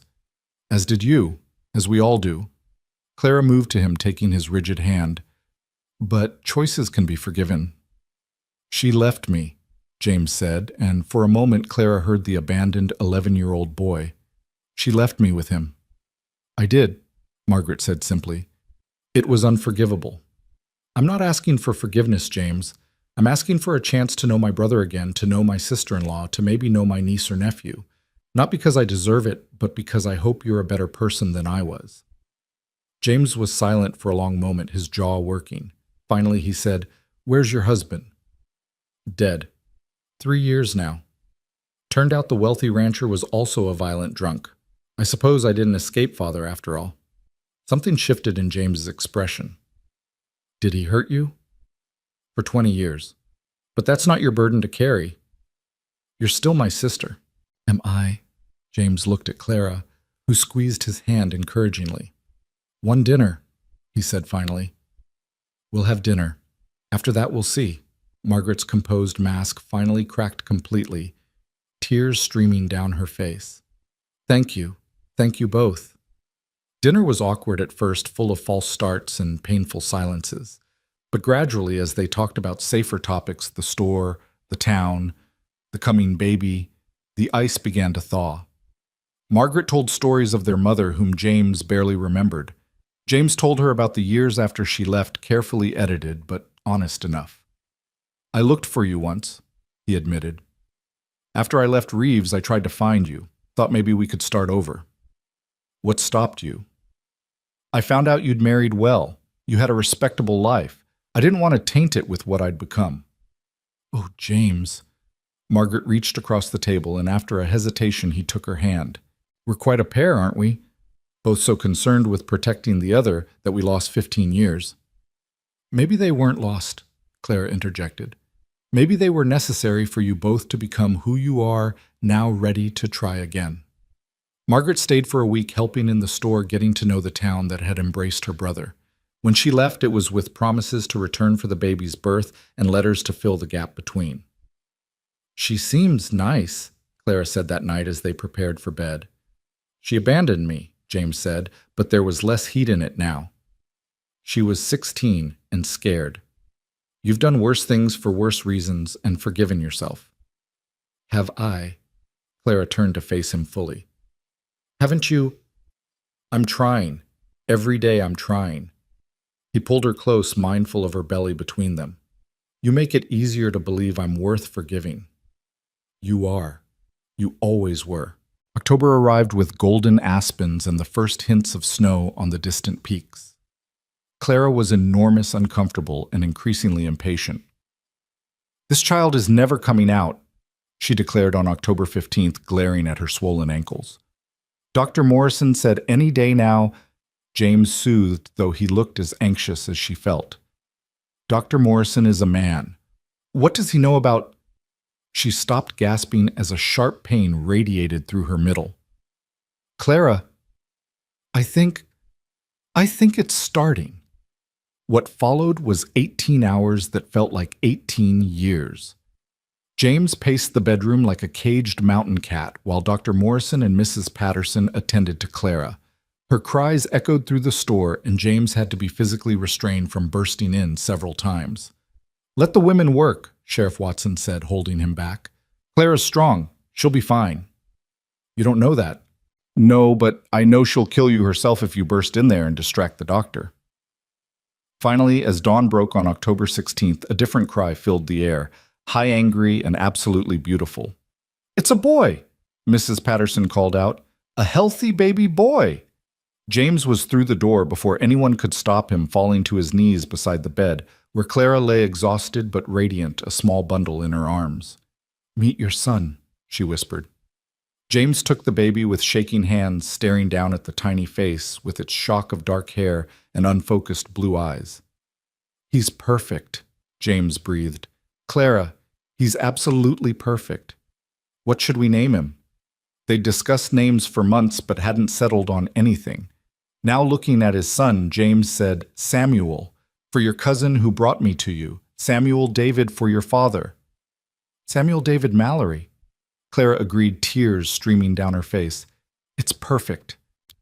The town celebrated the birth as if Samuel were everyone's child. Gifts poured in hand-carved toys, quilts enough preserves to last through winter, twice over. Even the roughest cowboys who passed through seemed softened by the sight of James Mallory, notorious gunslinger, carefully cradling his infant son while running the store. But parenthood brought new fears alongside the joy. James became even more vigilant, if that were possible. He installed new locks, reinforced the windows, and Clara caught him standing over Samuel's cradle at night just watching. "He's not going anywhere," she said softly, one night in November, finding him there again. "I keep thinking I'll wake up, and it'll all be a dream. You him this life. That I'll be back on the trail alone with nothing but my guns and my reputation." "It's real," Clara assured him, wrapping her arms around him from behind. "We're real. I don't deserve this much happiness." "Yes, you do. You earned it, James. Every day you choose to be better, you earn it." Winter came early and harsh that year, blanketing Redstone in snow that made travel difficult. It was during one particularly severe storm in December that trouble found them again. Clara was nursing Samuel in the back room while James handled the few customers who'd braved the weather when she heard a voice that made her blood run cold. Well, James Mallory, shopkeeper. If the boys could see you now." She recognized that voice, Cole Younger, one of Reeves's former lieutenants who'd escaped the shootout. Moving carefully, she placed Samuel in his cradle and reached for the rifle they kept loaded by the door. But before she could move further, she heard James speak, his voice calm, but with that dangerous edge she remembered from the showdown with Reeves. "Cole, thought you were smart enough to stay gone." "I was. But then I heard about your perfect little life here. Wife, baby, respectable business. Seemed wrong that you got all that while Tom's dead in the ground." "Tom made his choice. So did you. And choices have consequences." Clara heard the distinctive click of a hammer being cocked. Without thinking, she burst through the door, rifle raised. "Drop it," she commanded, her voice steady despite her racing heart. Cole laughed. "The shopkeeper's wife thinks she's tough. How precious." "The shopkeeper's wife has killed 3 men," Clara said coldly. "You'll be the 4th if you don't drop that gun." "Clara, get back to it," James said, not taking his eyes off Cole. "No. This is our store, our home. He doesn't get to come in here and threaten our family." "Family, chum," Cole sneered. "You really have gone soft, Mallory." "Or maybe I finally got strong enough to be something more than a killer," James replied. The standoff stretched taut, the only sound the howling wind outside. Then Samuel cried from the back room, high and demanding, and Cole made the mistake of glancing toward the sound. James moved faster than thought, his gun clearing leather and firing in one smooth motion. Cole's weapon flew from his hand as he clutched his bleeding wrist. "The next one goes in your head," James said conversationally, "unless you walk out that door and never come back." "This isn't over," Cole snarled. "Yes, it is," Clara said, her rifle still trained on him. "Because if you come back, if you even think about threatening our family again, you won't face James, you'll face me. And unlike my husband, I don't have a reputation to uphold or old friendships to honor. I'm just a mother protecting her child, and there's nothing more dangerous than that." Something in her voice must have convinced him, because Cole backed toward the door, cradling his injured hand. "You've changed Mallory. That woman's made you weak." "No," James said softly. "She's made me worth something. There's a difference." After Cole left, Clara finally lowered the rifle, her hands beginning to shake. James caught her as her knees buckled, holding her tight against him. "You magnificent, terrifying woman," he murmured into her hair. "Is he gone?" "For now. But Clara, there might be others. There will always be others. Then we'll face them. Together. That's what family does." From the back room, Samuel's cries grew more insistent. Clara pulled away with a watery laugh. Someone's impatient for his dinner. As she went to tend to their son, James watched her go with an expression of such love and pride that old Mrs. Patterson, who'd been hiding behind a barrel of flour the whole time, had to wipe her eyes. "You got yourself a warrior there, Mr. Mallory," she said. "I got myself everything," James replied softly. That night, after Samuel was asleep and the store was locked tight, James and Clara lay in bed listening to the wind howl outside. "Were you really going to shoot him?" James asked. "If he'd threatened you or Samuel without hesitation." "You've never killed anyone, Clara. It changes you." "I know. I've seen how it's changed you, but some things are worth that change. You are. Samuel is." James was quiet for a long moment. "I used to think violence was the only thing I was good at, the only thing that defined me. And now I know I'm good at other things too, being a husband, being a father, being part of this town." He turned to face her in the darkness. "But the violence is still there, still part of me. Today proved that. Today proved you can control it, use it only when necessary. That's not weakness, James, that's strength. How did you become so wise?" "I married a complicated man. It required some thinking." He laughed softly, pulling her closer. "I love you, Clara Mallory. And I love you, James Mallory. All of you, even the parts that scare you." As winter deepened and Christmas approached, life settled back into routine. Samuel grew with astonishing speed, his eyes settling into the same whiskey color as his father's, his temperament proving to be an interesting mix of his parents'. James's watchfulness combined with Clara's determination. The store prospered, becoming not just a place of business, but a gathering spot for the town. James started a chess club that met Tuesday evenings, teaching strategy to anyone interested. Clara organized a lending library in one corner, her collection of books growing as travelers donated volumes in exchange for supplies. Margaret returned as promised for Christmas, bringing expensive gifts and a tentative hope for reconciliation. She and James were still careful with each other, years of hurt not easily overcome, but Samuel seemed to bridge the gap. Watching James's stern sister melt at the baby's gurgling laugh was a Christmas miracle in itself. "He looks like you did as a baby," Margaret said one evening, cradling Samuel while James and Clara decorated a small tree in the store. "You remember that?" James asked, surprised. "I remember everything about you before I left. How you used to follow me everywhere, determined to do whatever I was doing. How you'd bring me wildflowers you'd picked even though Father would whip you for wasting time." Her voice grew thick. "How you cried when I told you I was leaving. Maggie." It was the first time Clara had heard him use the nickname, and Margaret's eyes filled with tears. "I'm so sorry, Jamie, for all of it." "I know." James crossed to his sister, pulling her and Samuel into an embrace. "We can't change the past, but maybe we can do better with the future." Christmas Eve brought the whole town to the store for a celebration that had become tradition. There was singing and dancing gifts for the children and Mrs. Chen's special dumplings that had become as much a part of Redstone Christmas as snow. Sheriff Watson stood to make a toast, raising his glass of whiskey. To the Mallory family who showed us that a town's strength isn't in its guns, but in its people standing together. To James, who proved a man can change. To Clara, who proved a woman can do anything she sets her mind to. And to young Samuel, who represents all our hopes for the future. "Hear, hear," the crowd cheered, and Clara felt her eyes burn with happy tears. Later, as the celebration continued around them, she and James stole a moment alone on the back porch, Samuel sleeping peacefully in James's arms. "Happy?" James asked. "Completely. Even though you married a gunslinger." "I married a good man who happened to be a gunslinger. There's a difference." Clara took Samuel from him, settling the baby against her shoulder, then reached up to touch James's scarred cheek. "The gunslinger was your past. The man you are now, the father, the husband, the shopkeeper, that's your truth." "Our truth," he corrected, covering her hand with his. "Our truth?" she agreed. Inside, someone started playing a fiddle, the melody of Silent Night drifting out to them. Snow began to fall soft and silent, blanketing the world in pristine white. "Next year Samuel will be walking," Clara mused, "getting into everything in the store." "I'll build gates for the dangerous sections," James immediately said, already planning. "And we'll need to move the ammunition to a locked room he can't access." "Always protecting," Clara said fondly. "Always. You and Samuel, the store, this town, everything I love. And yourself." "I'm learning to include myself in that category. You're teaching me." "We're teaching each other," Clara corrected.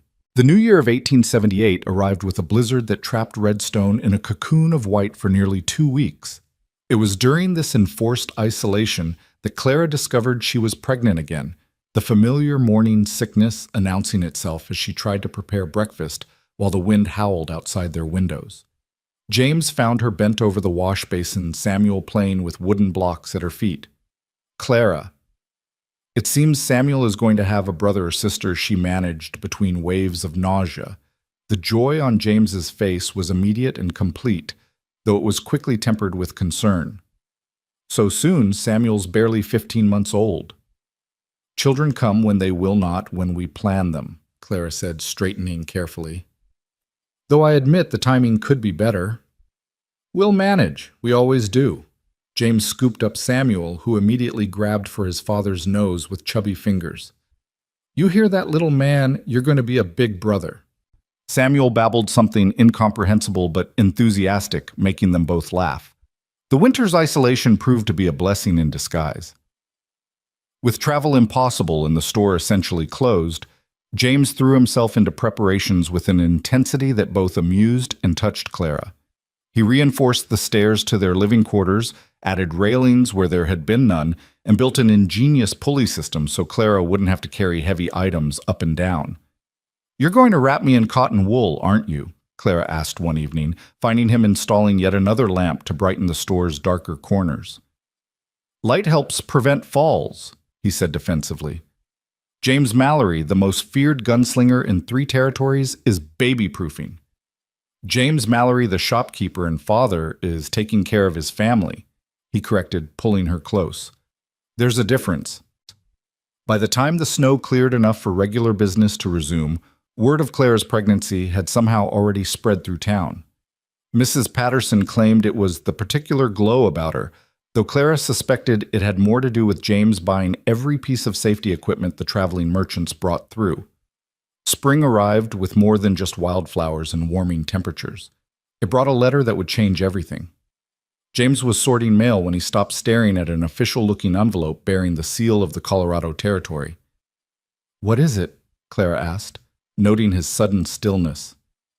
He opened it slowly, read it twice, then handed it to her with an expression she couldn't decipher.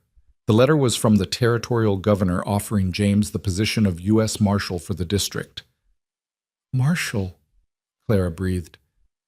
"James, this is extraordinary." "It's a mistake," he said flatly. "It's not a mistake. Look, Sheriff Watson recommended you. So did Judge Harper from Denver, and she scanned the letter, the mayor and entire town council of Redstone. They want the gunslinger, not the shopkeeper. They want the man who protected this town, who understands both sides of the law. Clara set the letter down carefully. What do you want? James was quiet for a long moment, watching Samuel toddle between shelves, occasionally stopping to examine something before his father or mother redirected him from anything breakable. I want our children to grow up safe, he said finally. I want them to be proud of their father, not ashamed of what he was. They could be proud of a father who's a U.S. Marshal. Or they could be orphans if someone faster comes along. Clara moved to him, taking his hands. You're not just fast, James. You're smart, experienced, and you understand criminals because you've been on that side. You could do real good as a marshal. I do good here. We do good here with the store, with the town. We do. But maybe we could do more. Before James could respond, the bell chimed and Margaret entered, having extended her visit through the winter. She took one look at their faces and asked, "What's happened?" James showed her the letter. Margaret read it, then looked at her brother with something close to awe. A U.S. Marshal. Mother would have been so proud. Mother would have been horrified that her son was a gunslinger at all.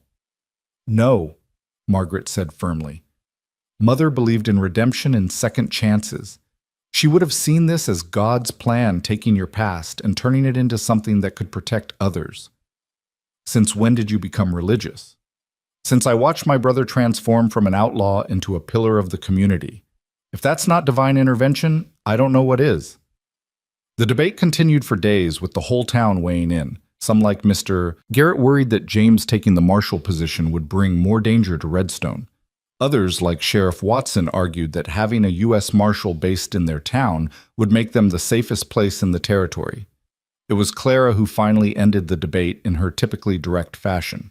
She found James sitting in the store after closing the letter on the counter before him, his old marshal's badge from years past beside it. Something she hadn't even known he'd kept. "You've already decided," she said. He looked up, startled. "What? You kept your old badge. You've been practicing your quick draw again. I've seen you in the barn at dawn. You've been reading law books from Judge Harper. You've already decided to take it." "I haven't." "You have. You're just afraid to admit it because you think it means choosing your old life over our new one." James's shoulders slumped. "Doesn't it?" "No." Clara sat beside him, taking his hand. "It means choosing to use everything you are past and present to build our future. The store won't disappear. I can run it with Margaret's help. You can be based here, only traveling when necessary. And if someone comes for the marshal, if they threaten you and the children to get to me, then they'll face what Cole Younger faced, a mother protecting her family. James, we can't live in fear of what might happen. We have to live for what we can make happen." "When did you become so philosophical?" "When I married a complicated man who thinks too much." James pulled her onto his lap, mindful of her growing belly. "You really think I should do this?" "I think you should follow your instincts." "What do they tell you?" "That I could help people, that I could make a difference." "Then there's your answer." James kissed her deeply, then rested his forehead against hers. "How did I get lucky enough to find you?" "You walked into my store looking for soap, remember, Quit? Best purchase I ever made."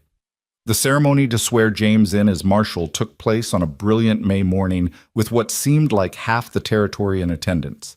Clara stood beside him, Samuel on her hip, and very obviously pregnant with their second child as Judge Harper administered the oath. "Do you, James Mallory, swear to uphold the laws of the United States of America and the Colorado Territory to protect the innocent and pursue the guilty without favor or prejudice, so help you God?"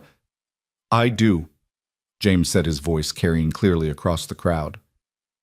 As Judge Harper pinned the star to James's vest, applause erupted, but Clara saw the weight of it settle on her husband's shoulders, saw him straighten under it rather than bend. "Marshal Mallory," Judge Harper said formally, then smiled. "You've come a long way from the angry young man I once tried to prosecute. You remember that I remember thinking you had potential if someone could just redirect all that anger into something constructive. Seems Mrs. Mallory here managed what the entire legal system couldn't." "She has a gift," James agreed, catching Clara's eye with a soft smile. The first test of his new position came sooner than expected. 3 weeks after his appointment, word came that the Garrison gang had robbed a bank in Sterling, killing 2 guards in the process. They were headed south, likely to cross into New Mexico territory. James was loading his saddlebags when Clara found him in the barn at dawn. How long to? A week, maybe 2. Depends on how cold the trail is. You'll be careful. It wasn't a question, but he answered anyway. Always. I have too much to come home to now. Clara kissed him goodbye at the store's entrance, aware of the town watching of the weight of being the marshal's wife, now added to her other roles. Bring them to justice, she said quietly, but more importantly, come home. Yes, ma'am. The 2 weeks James was gone felt like 2 months. Clara threw herself into the store work, grateful for Margaret's steady presence and help with Samuel. Her sister-in-law had proven surprisingly adept at managing inventory, and even better at handling difficult customers with a combination of charm and steel that reminded Clara of James.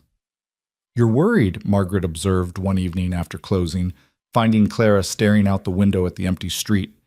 He's been gone 12 days. He said it might be 2 weeks. I know, but I can't shake this feeling. Clara pressed a hand to her swollen belly. The baby's been restless all day. As if in response to his mother's concern, Samuel toddled over and raised his arms. Mama up. Clara lifted him, finding comfort in his solid weight, his absolute trust that his parents would always be there. Papa will come home, she told him, though she wasn't sure if she was reassuring him or herself. Papa, Samuel agreed enthusiastically, then pointed out the window. Papa horse.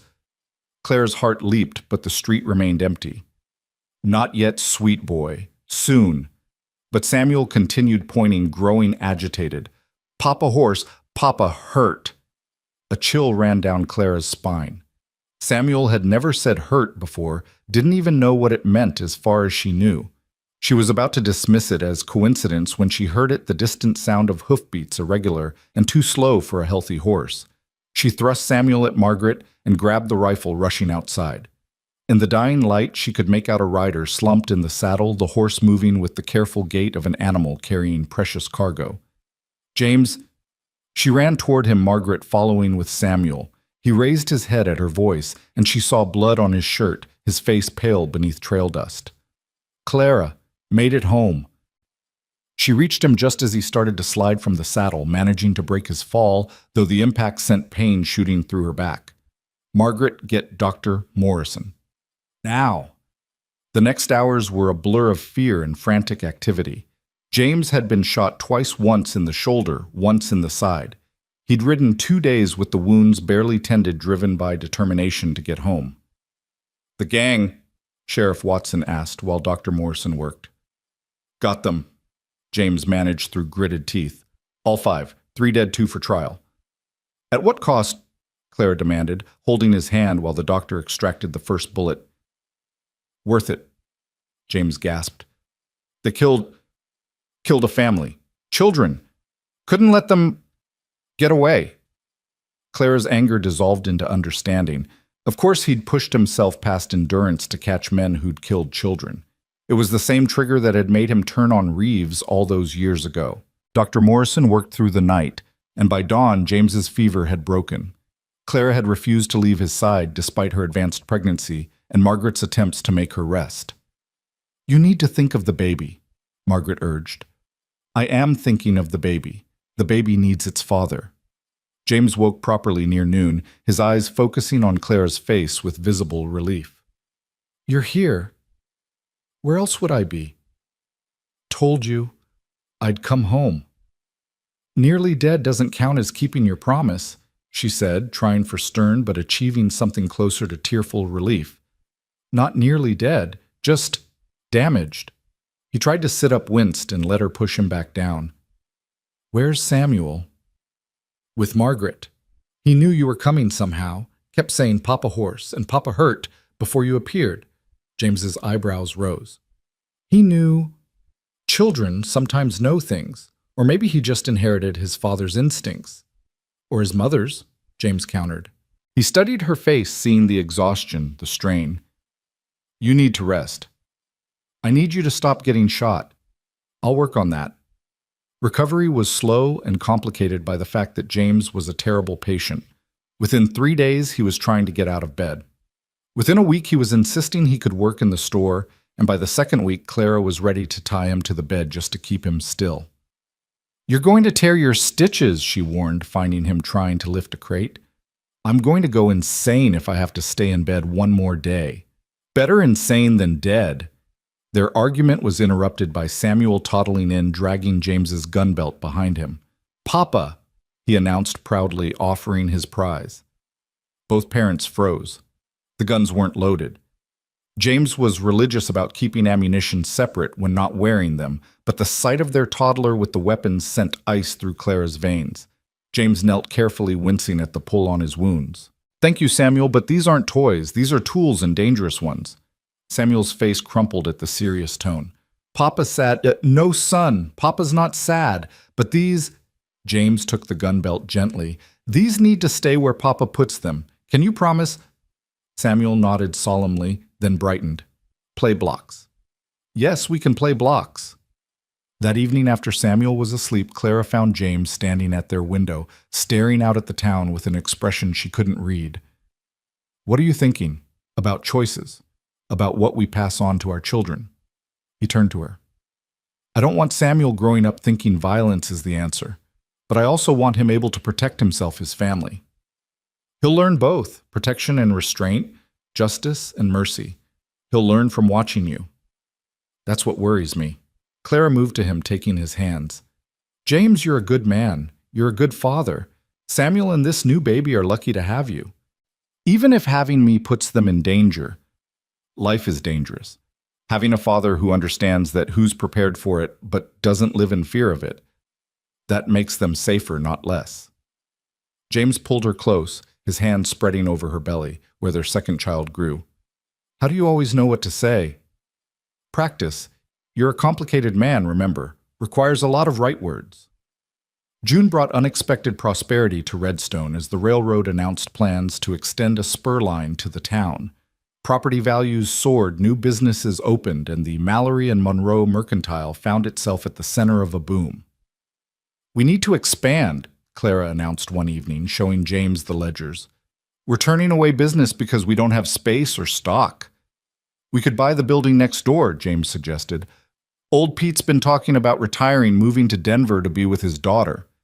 "Can we afford it? With what the marshal's salary adds to the store profits?" "Yes. But Clara, are you sure you want to take on more when the baby's due soon?" "The baby's not due until August, and we'll have help. Margaret's staying permanently, did she tell you? She's buying the widow Harrison's house." James smiled. "She mentioned it, said she'd wasted enough years away from family. Plus, I think she's sweet on Sheriff Watson." "Billy? He's 10 years younger than her. 8 years, and he looks at her like she hung the moon." "How did I miss this?" "You've been a little busy getting shot and recovering," Clara said dryly. The expansion of the store proceeded through the early summer with James overseeing construction while technically still recovering. Clara managed the daily business with Margaret's help, Samuel toddling between them, helping by moving items from shelf to shelf with great seriousness. It was during this busy time that another ghost from James's past appeared. Clara was negotiating with a supplier when a woman entered the store, young pretty in a hard way, with clothes that suggested a profession Clara politely didn't name. "I'm looking for James Mallory," the woman said. "He's in the back. Can I help you?" The woman studied Clara, taking in her obvious pregnancy, the wedding ring, the proprietary way she stood in the store. "You're his wife." "I am. I'm Lila. I knew James before." Clara felt no jealousy, only curiosity and a touch of wariness. "And you're here because I need help, my employer. He doesn't like when girls leave, but I want to start clean somewhere else. I heard James was a marshal now, thought maybe he'd help you." "He's helped before.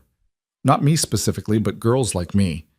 When he was with Reeves, he'd make sure we got away safe if things went bad."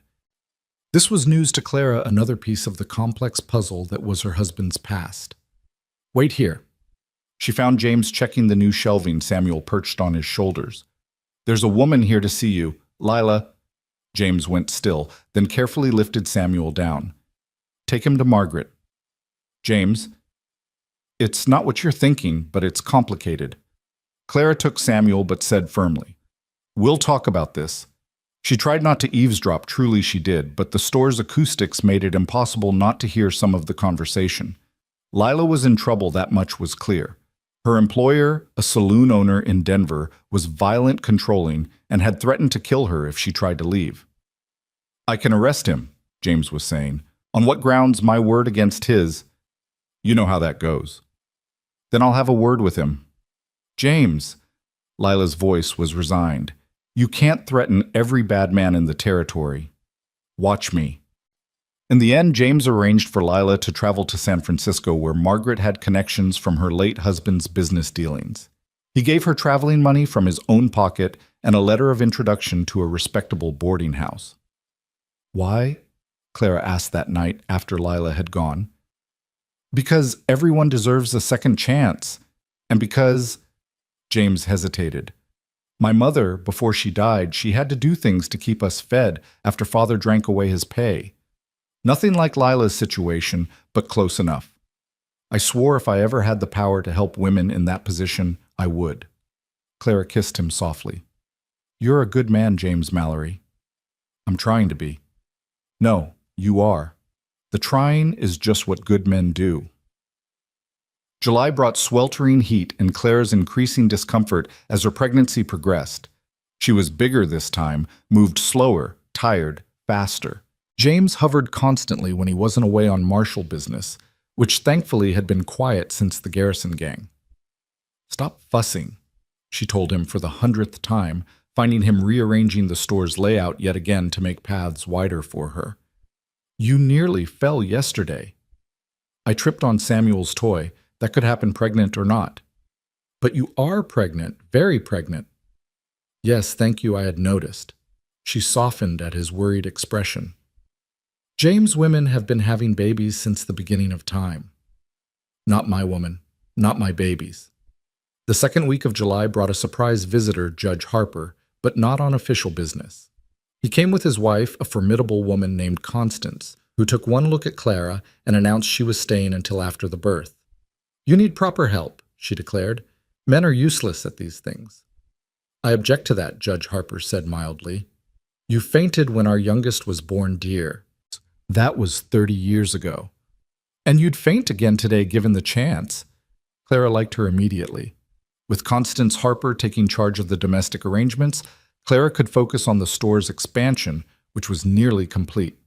The new space would triple their capacity, allowing them to add new product lines and even a small cafe area where travelers could rest. "It's ambitious," Margaret said, reviewing the plans. "It's necessary," Clara countered. "The town's growing. We need to grow with it. And if the railroad changes its mind, if the boom goes bust, then we adapt. We survive. It's what we do." James returned from a short trip to Denver at the end of July, bringing news that would change everything once again. He found Clara in the new section of the store, directing workers on where to place shelving despite being so pregnant she could barely see her feet. "You're supposed to be resting," he said. "I'll rest when I'm dead." "Don't say that." The sharpness in his voice made her turn. He looked exhausted, older somehow than when he'd left 3 days ago. "What happened?" "There's a new gang forming, led by someone calling himself the Ghost." "Creative name," Clara said dryly. "He claims to be Tom Reeves's brother." Clara felt the blood drain from her face. "Reeves didn't have a brother." "Half-brother, apparently. Younger meaner, if reports are true. And he's sworn vengeance on me." "Of course he has." Clara sank into a chair, one hand on her belly. "When will it end, James? When will we stop paying for your past?" "I don't know." James knelt before her, taking her hands. "I can resign. We can leave, go somewhere he won't find us. Run. That's your solution. To protect you and the children." "Yes." Clara was quiet for a moment, thinking. Then, "No. No. No, we don't run. This is our home, our children's home. We stand and fight like we always have. Clara, this isn't like before. You're about to have a baby. We have Samuel to think about. I am thinking about them. What lesson does it teach if we run every time someone threatens us? That fear wins, that bullies get their way. It teaches them to survive. Surviving isn't living, James. You taught me that. Before he could respond, Clara gasped, pressing a hand to her belly. Oh, what is it time? I think, yes, the baby's coming. What followed was controlled chaos. Constance Harper took charge, banishing James and Judge Harper to the store, while Margaret and Dr. Morrison tended to Clara. This labor was faster than Samuel's, but no less intense. James paced the store like a caged animal, Samuel toddling after him, mimicking his father's worried expression. Papa said, Samuel asked. Papa's worried, James corrected, scooping his son up. About Mama. About Mama and the new baby. Samuel considered this seriously, then patted James's cheek with a chubby hand. Mama's strong. Yes, James agreed, emotion thick in his voice. Mama's very strong. As if to prove Samuel right, a new cry pierced the air just as the sun was setting, strong, healthy, and definitely announcing its arrival to the world. Margaret appeared beaming. It's a girl, a beautiful, perfect girl. James was moving before she finished speaking, taking the stairs 3 at a time despite Samuel's weight in his arms. He found Clara propped up in bed, exhausted, but radiant, a tiny bundle in her arms. Meet your daughter, she said softly. The baby was smaller than Samuel had been, with a shock of reddish hair that suggested she'd inherited Clara's coloring. Her eyes, when she opened them briefly, were the deep blue of all newborns, but James thought he saw Clara's determination in them already. She's beautiful, he breathed. What should we name her? Sarah, Clara said immediately. Sarah Grace. For your mother and mine. Sarah Grace Mallory. James tested the name, then smiled. It's perfect. She's perfect. Samuel, not to be left out, reached for his sister. Baby, gentle, Clara cautioned, helping him touch Sarah's tiny hand. The baby's fingers immediately curled around Samuel's, and his eyes went wide with wonder. Mine, he asked hopefully. She's your sister, James explained. You're her big brother. You'll protect her, help her. Samuel nodded solemnly, then leaned down to kiss Sarah's forehead with surprising gentleness. Mine, he declared again, this time with certainty. That night, with both children asleep and the store quiet below, James and Clara lay together in the darkness, Sarah in a cradle beside their bed. Samuel in his small bed across the room. A daughter, James said wonderingly. I have a daughter. Scared? Terrified. Boys I understand at least a little, but girls, how do I raise a girl? The same way you raise a boy. With love, patience, and probably a lot of mistakes. I don't want to make mistakes with her, with either of them. You will. We both will. But we'll do our best, and that's all anyone can do. James was quiet for a moment. About the ghost. Tomorrow. Clara interrupted. Tomorrow we'll worry about ghosts and gangs and all the rest. Tonight let's just be grateful for what we have. A successful business, 2 healthy children, and the most amazing wife in the territory. Don't forget the brother-in-law, who's probably going to be the actual brother-in-law soon. James groaned. Billy and Margaret, I still can't believe it. Love finds a way, Clara said softly. Even in the most unexpected places. Like a mercantile in Redstone. Exactly like that. Sarah stirred, making the soft, snuffling sounds that preceded crying. Clara started to rise, but James was already up, lifting the baby with practiced ease. I've got her. You rest. Clara watched him pace the room, whispering to Sarah about the store, the town, all the things he'd teach her when she was older. It was a side of James. Few people saw the gentle father, the devoted husband, the man who'd found redemption not through violence or fame, but through the simple act of choosing love over fear, hope over cynicism. James, she called softly. He turned Sarah, now quiet, in his arms. Yes. Whatever comes, the ghost, other threats, whatever, we'll face it together. Together, he agreed. And in that moment, with their children safe and their love strong, Clara believed they could face anything. The next morning brought news that the ghost and his gang had robbed a bank in Pueblo, leaving 3 dead. They were heading north toward Redstone. James stood in the store, star gleaming on his chest, checking his weapons with the methodical care of a man preparing for war. But this time was different. This time he wasn't alone. Sheriff Watson was there along with 5 deputies. Judge Harper had sent for additional marshals from Denver. Even old Pete, supposedly retired, had shown up with his ancient but well-maintained rifle. "You don't have to do this," James told them. "Like hell we don't," Pete replied. "You're one of us now, Marshal. We protect our own." Clara appeared in the doorway, Sarah in her arms, Samuel holding her skirt.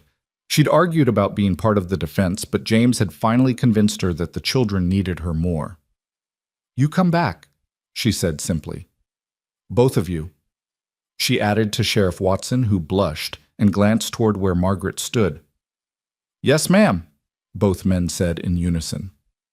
As the defenders rode out to meet the threat before it could reach the town, Clara stood with the other women and children watching from the store's expanded windows.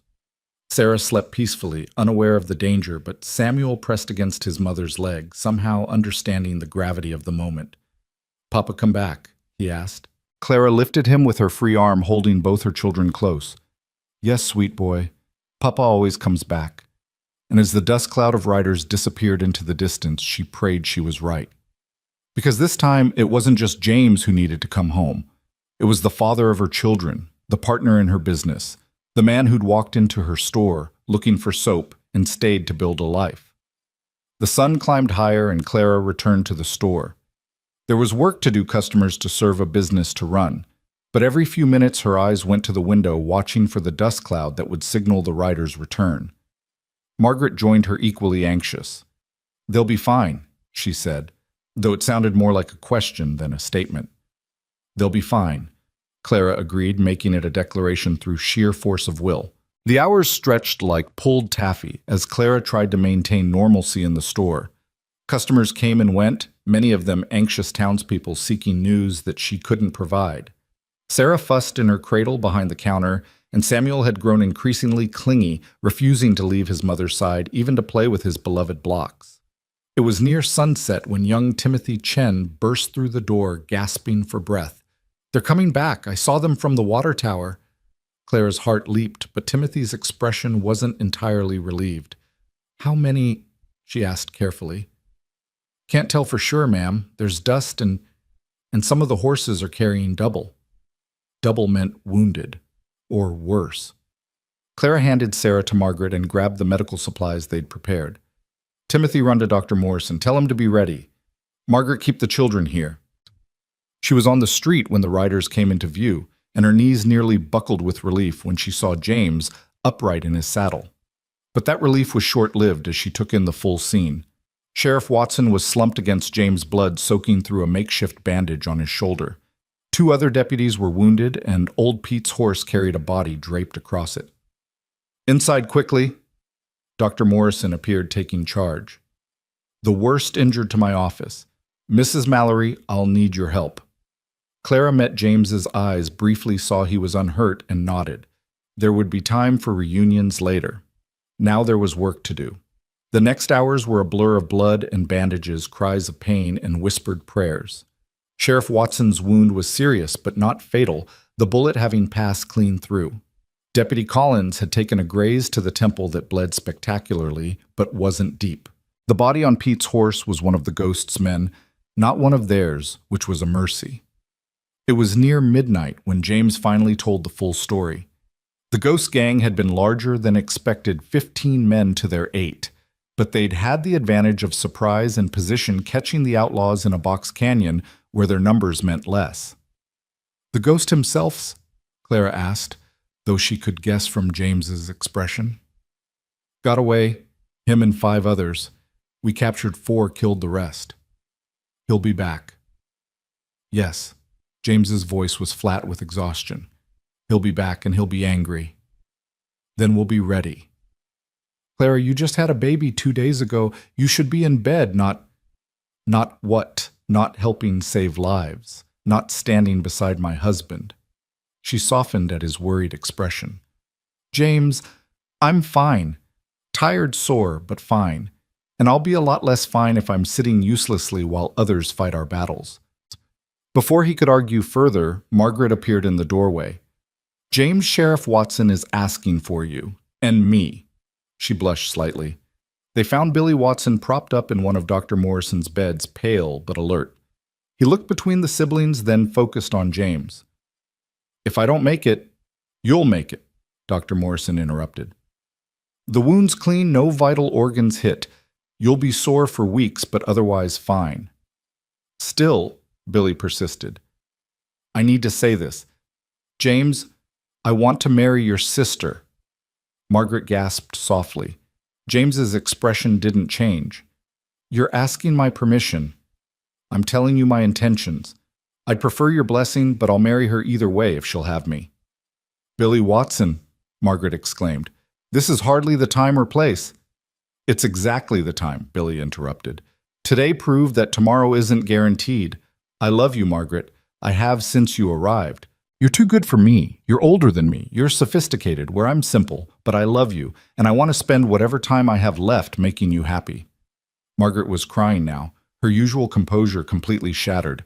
You foolish, wonderful man. Yes, yes, yes, I'll marry you. Age difference and sophistication be damned. James cleared his throat. Do I get a say in this? Both turned to him anxiously. He let them squirm for a moment, then smiled. Welcome to the family, Billy, though I should warn you the Mallory women are a handful. Hey, Clara and Margaret protested in unison, making everyone laugh. The moment of joy was brief, overshadowed by the knowledge that the ghost was still out there. James spent the next days organizing the town's defenses, turning Redstone into a fortress. Every able-bodied person was armed and trained. Watch schedules were established. Escape routes for women and children were planned. It was during this tense time that an unexpected ally arrived. Clara was nursing Sarah in the back room when she heard a familiar voice in the store. I'm looking for Marshall Mallory. She knew that voice, though she couldn't immediately place it.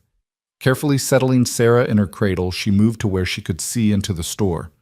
A man stood at the counter, weathered and scarred, wearing the rough clothes of a career cowboy. It took her a moment to recognize him, Jake Morrison's brother, the one who'd confronted James months ago.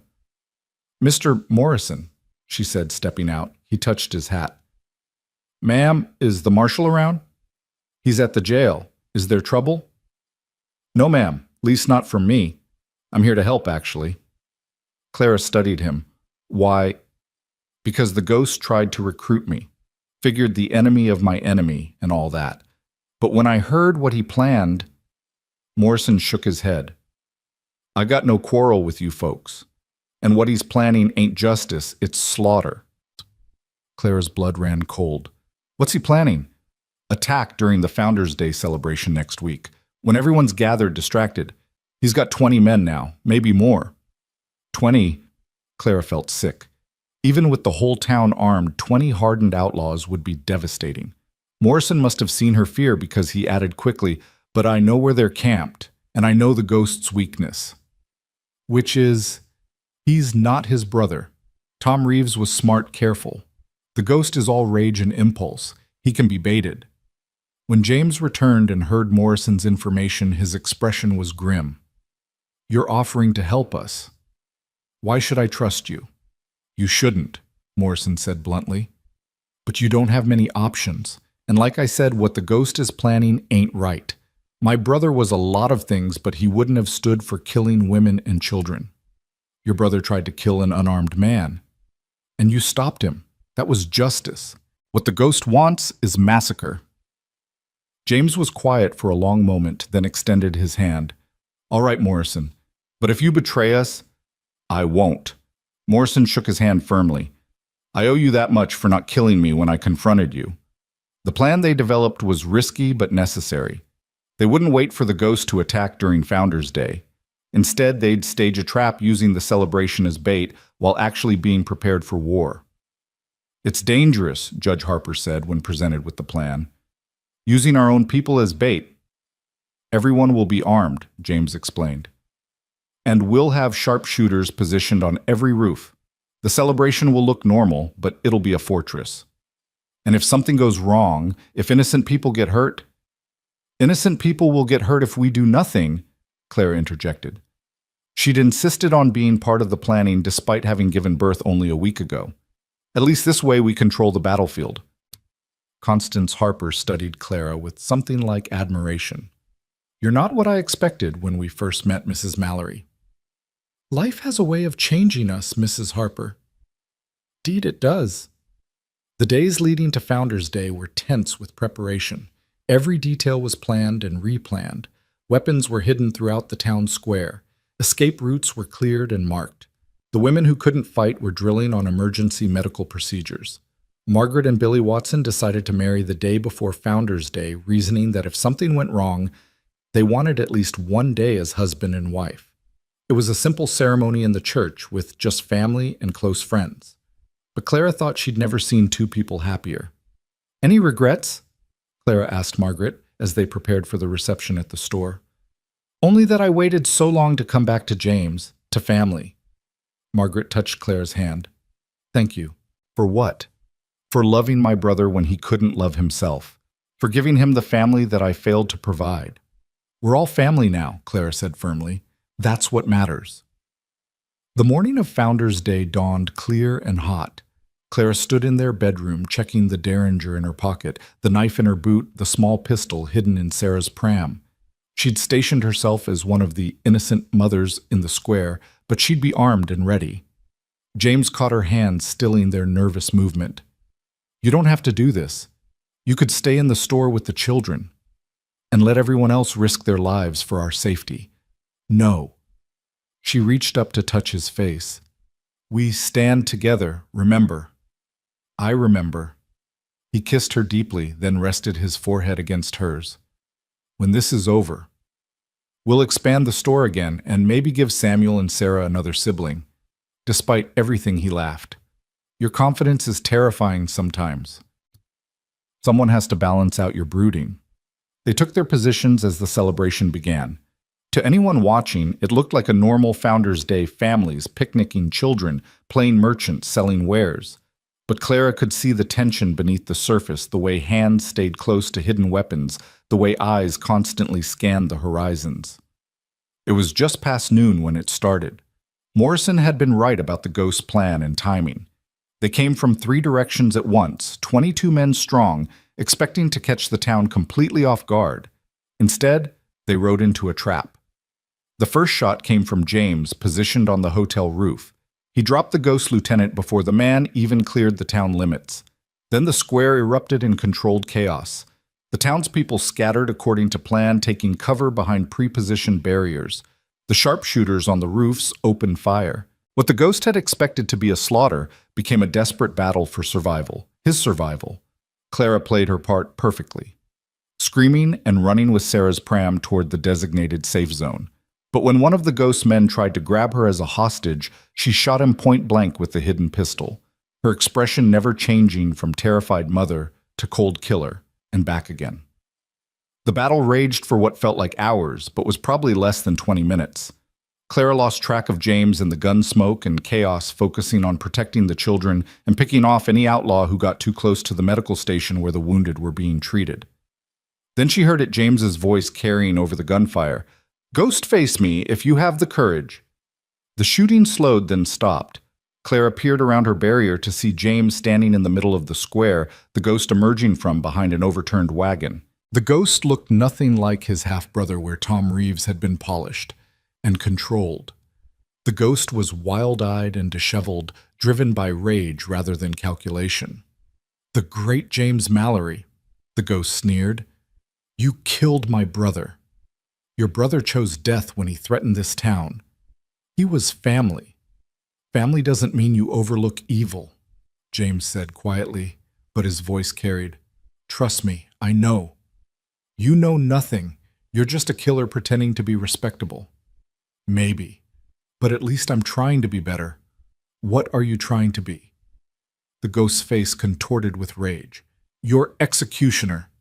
He went for his gun faster than anyone Clara had seen except James himself. But James was faster still, his weapon clearing leather and firing in one smooth motion that spoke of years of practice and natural talent honed to perfection.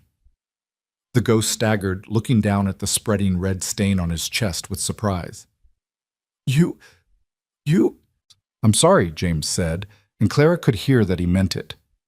I'm sorry you chose revenge over life. Your brother would have wanted better for you.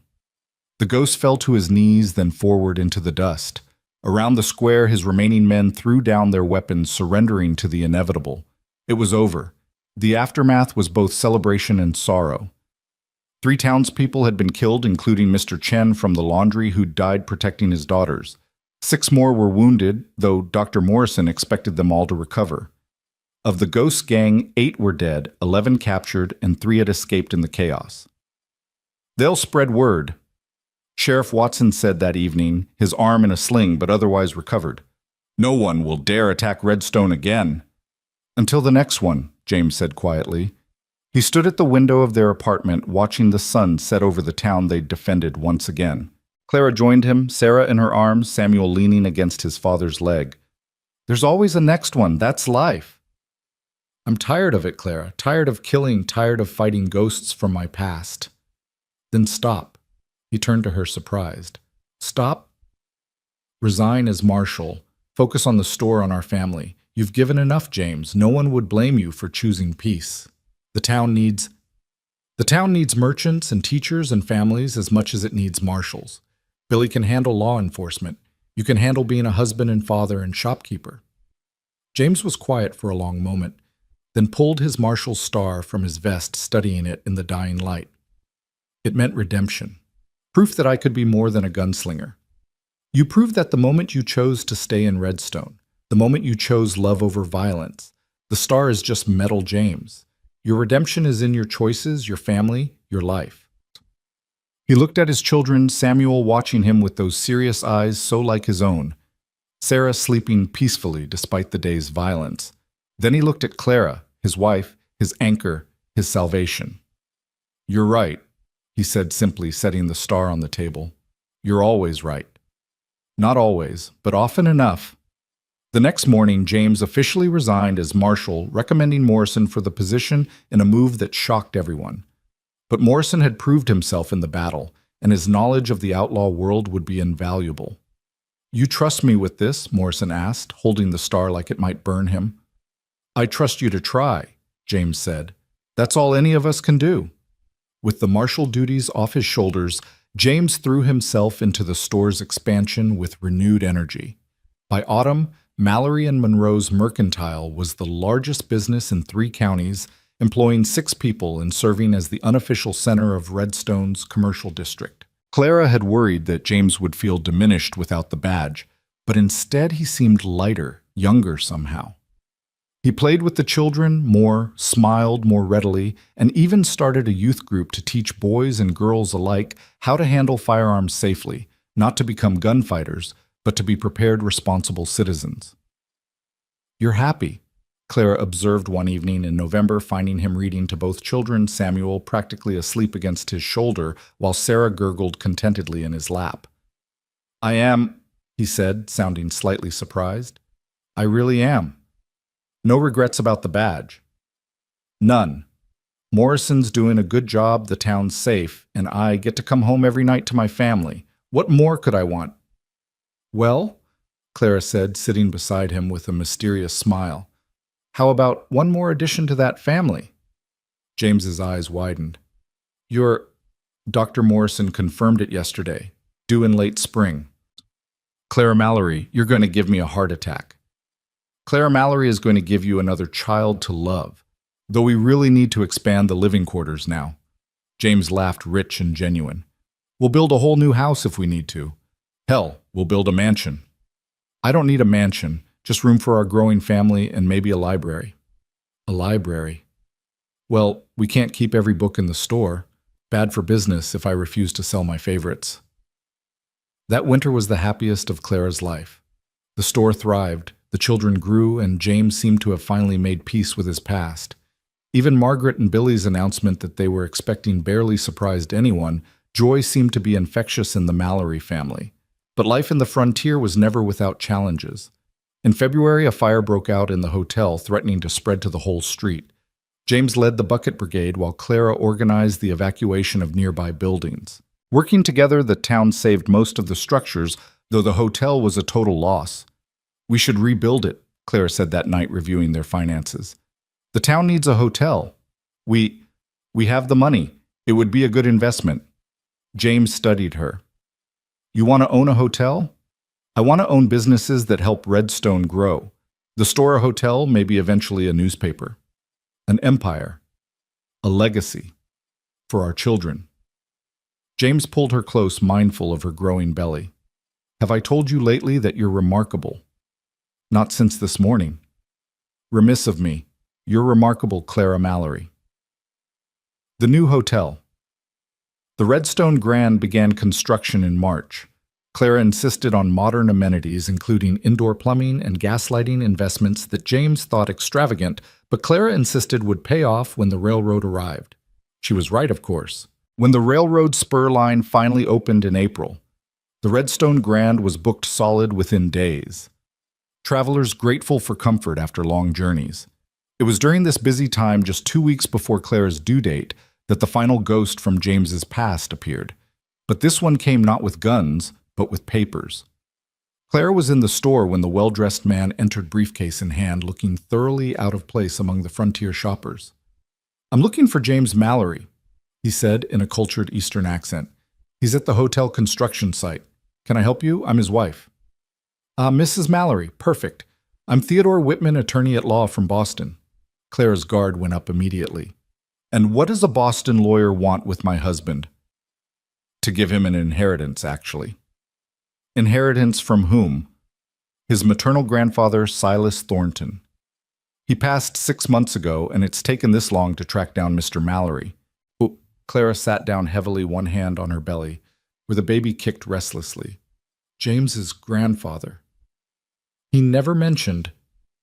"I'm not surprised. There was a significant falling out when Mr. Mallory's mother married. Below her station, shall we say. But blood is blood, and with no other heirs, everything comes to your husband." Everything being approximately $50,000 and a shipping interest worth considerably more. Clara felt the room spin slightly. That was more money than she'd imagined existed in the world. When James heard the news, his reaction was not what she'd expected. Instead of joy or even surprise, his face went cold. "No. James, that man disowned my mother for marrying for love. He left her to poverty and death rather than accept her choice. I don't want his money." "It's not his anymore," Whitman pointed out pragmatically. "It's yours. You can do with it what you will." "Then I refuse it." "You can't refuse it. It's already yours." "The estate is settled." James turned to Clara, his expression anguished. "This money is tainted, built on my mother's suffering." Clara took his hands, feeling them tremble slightly. "Then we'll clean it. We'll use it to help others to build something your mother would have been proud of." "How?" "A school. A real school for Redstone, where children like Samuel and Sarah can learn properly. An orphanage for children who have no one. A fund for women like Lila who need help starting over." She squeezed his hands. "We'll take your grandfather's cold money and turn it into warmth and hope." James stared at her for a long moment, then pulled her into his arms. "How do you always know the right thing to say?" "Practice?" She murmured against his chest. "And love." The inheritance changed everything and nothing. They remained in their apartment above the store, though they expanded it considerably. The promised school broke ground immediately, with Margaret agreeing to be its first teacher. The orphanage followed, run by Constance Harper, who decided to stay in Redstone permanently. "We're building something special here," Judge Harper said at the groundbreaking ceremony. "Not just buildings, but a community. A place where people can reinvent themselves, become who they're meant to be." His words proved prophetic 3 days later when Clara went into labor. This third child came fast, almost too fast, giving James barely time to fetch Dr. Morrison before the baby arrived. "Another boy," Dr. Morrison announced, handing the squalling infant to Clara. Healthy and loud. Like his father, Clara said, exhausted but exhilarated. Hey, James protested, mildly cradling his newest son. What should we name him? Thomas, Clara said without hesitation. James looked at her sharply. Thomas-like. Like a man who lost his way but might have been different with different choices. Our Thomas will have those choices. Thomas Michael Mallory, James agreed, emotion thick in his voice. For redemption and hope. As spring turned to summer, Redstone transformed from a frontier town to a small city. The railroad brought commerce and culture in equal measure. The Mallory businesses, the expanded mercantile, the hotel, and various investments anchored the commercial district. But more importantly, the institutions they'd founded, the school, the orphanage, the lending library, gave Redstone a soul. You've built an empire, Morrison said one evening, stopping by the store after his martial rounds. We've built a community, Clara corrected Thomas, sleeping in her arms while Sarah played with dolls, and Samuel helped James with inventory.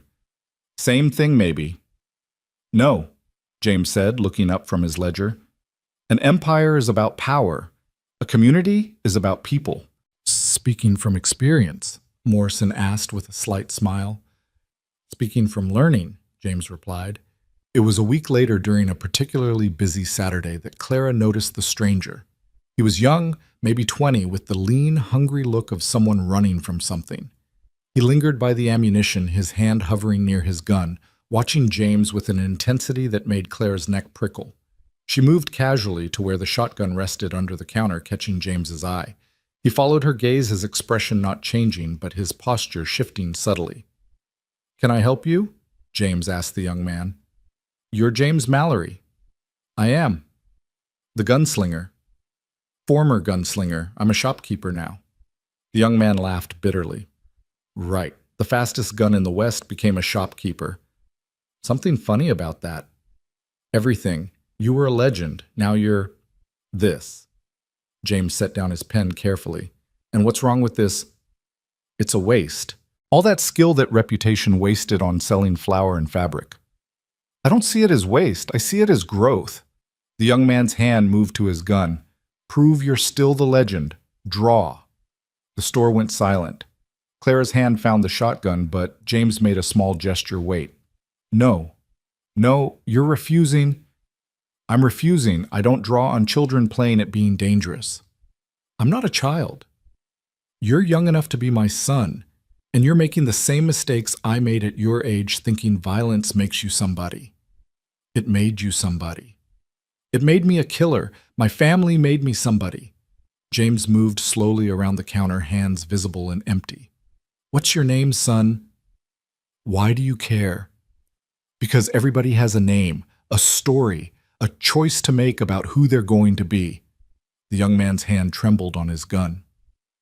David Carson. Well, David Carson, you've got two choices right now. You can try to draw on me, and even if you're faster, which you're not, you'll be gunning down an unarmed shopkeeper in front of his wife and children. That's the story you'll carry forever. Or you can let me buy you a meal, and we can talk about what you're really running from. For a long moment, nobody breathed. Then David's hand fell away from his gun, his shoulders sagging. I killed someone. In self-defense, but still. And now everyone expects me to be a gunfighter. I know that feeling, James said quietly. Come on, the hotel dining room does an excellent steak. As James led the young man out, he caught Clara's eye. She nodded, understanding. This was who James was now, not the gunslinger, not even the marshal, but a man who'd found his way and could help others find theirs. That evening, after David Carson had ridden out with a job offer from a ranch James knew and a different perspective on his future, Clara found James standing in front of the store watching the sunset paint Redstone in shades of gold. You saved that boy today, she said, joining him. Maybe. Or maybe he'll ignore everything I said and die in some pointless gunfight. But you tried. I had to. He was me 20 years ago. Angry, scared, thinking violence was the only answer. You were never that young. I was younger, in all the ways that mattered. Clara leaned against him, feeling the solid warmth of him, the quiet strength that had nothing to do with how fast he could draw a gun. "Any regrets?" she asked, echoing a question from what felt like a lifetime ago. "None," James said firmly. Then, "Well, one." "What?" "I wish I'd found you sooner." "You found me exactly when you were supposed to, when you were ready to be found." From inside the store, they heard Sarah shriek with laughter as Samuel chased her with a toy horse and Thomas's baby gurgle of delight. The sounds of their life, their family, their future. "Mrs. Mallory," James said formally. "Mr. Mallory, would you care to dance?" "There's no music." "There's always music if you listen." And there in front of the mercantile where their story began, James and Clara danced to the music of their children's laughter, the evening breeze through the Colorado mountains, and the quiet contentment of two souls who'd found their way home to each other. Years later, when Samuel was grown and running the expanded Mallory business empire, when Sarah had become a doctor back east, when Thomas had taken over as sheriff of Redstone, people would still tell the story of the gunslinger and the shopkeeper. But by then, the details would have blurred into legend. Some said James had faced down 50 outlaws single-handed, others that Clara had tamed him with a single glance. The truth, as Clara would tell her grandchildren, was both simpler and more complex. Two broken people had chosen to build something whole together. A gunslinger had chosen love over violence. A shopkeeper had chosen courage over safety. And in that choosing again and again, through danger and joy loss and triumph, they had created something extraordinary, a family, a legacy, a love story for the ages. But on this evening, with the sun setting over Redstone and their children playing in the store, James and Clara weren't thinking about legacy or legend. They were simply dancing two people who'd found each other in an unlikely place and chosen to stay. "I love you, Clara Mallory," James whispered. "And I love you, James Mallory, forever and always." "Forever and always." He agreed and sealed the promise with a kiss that tasted of gunpowder and lavender, danger and safety, past and future, but mostly it tasted of home.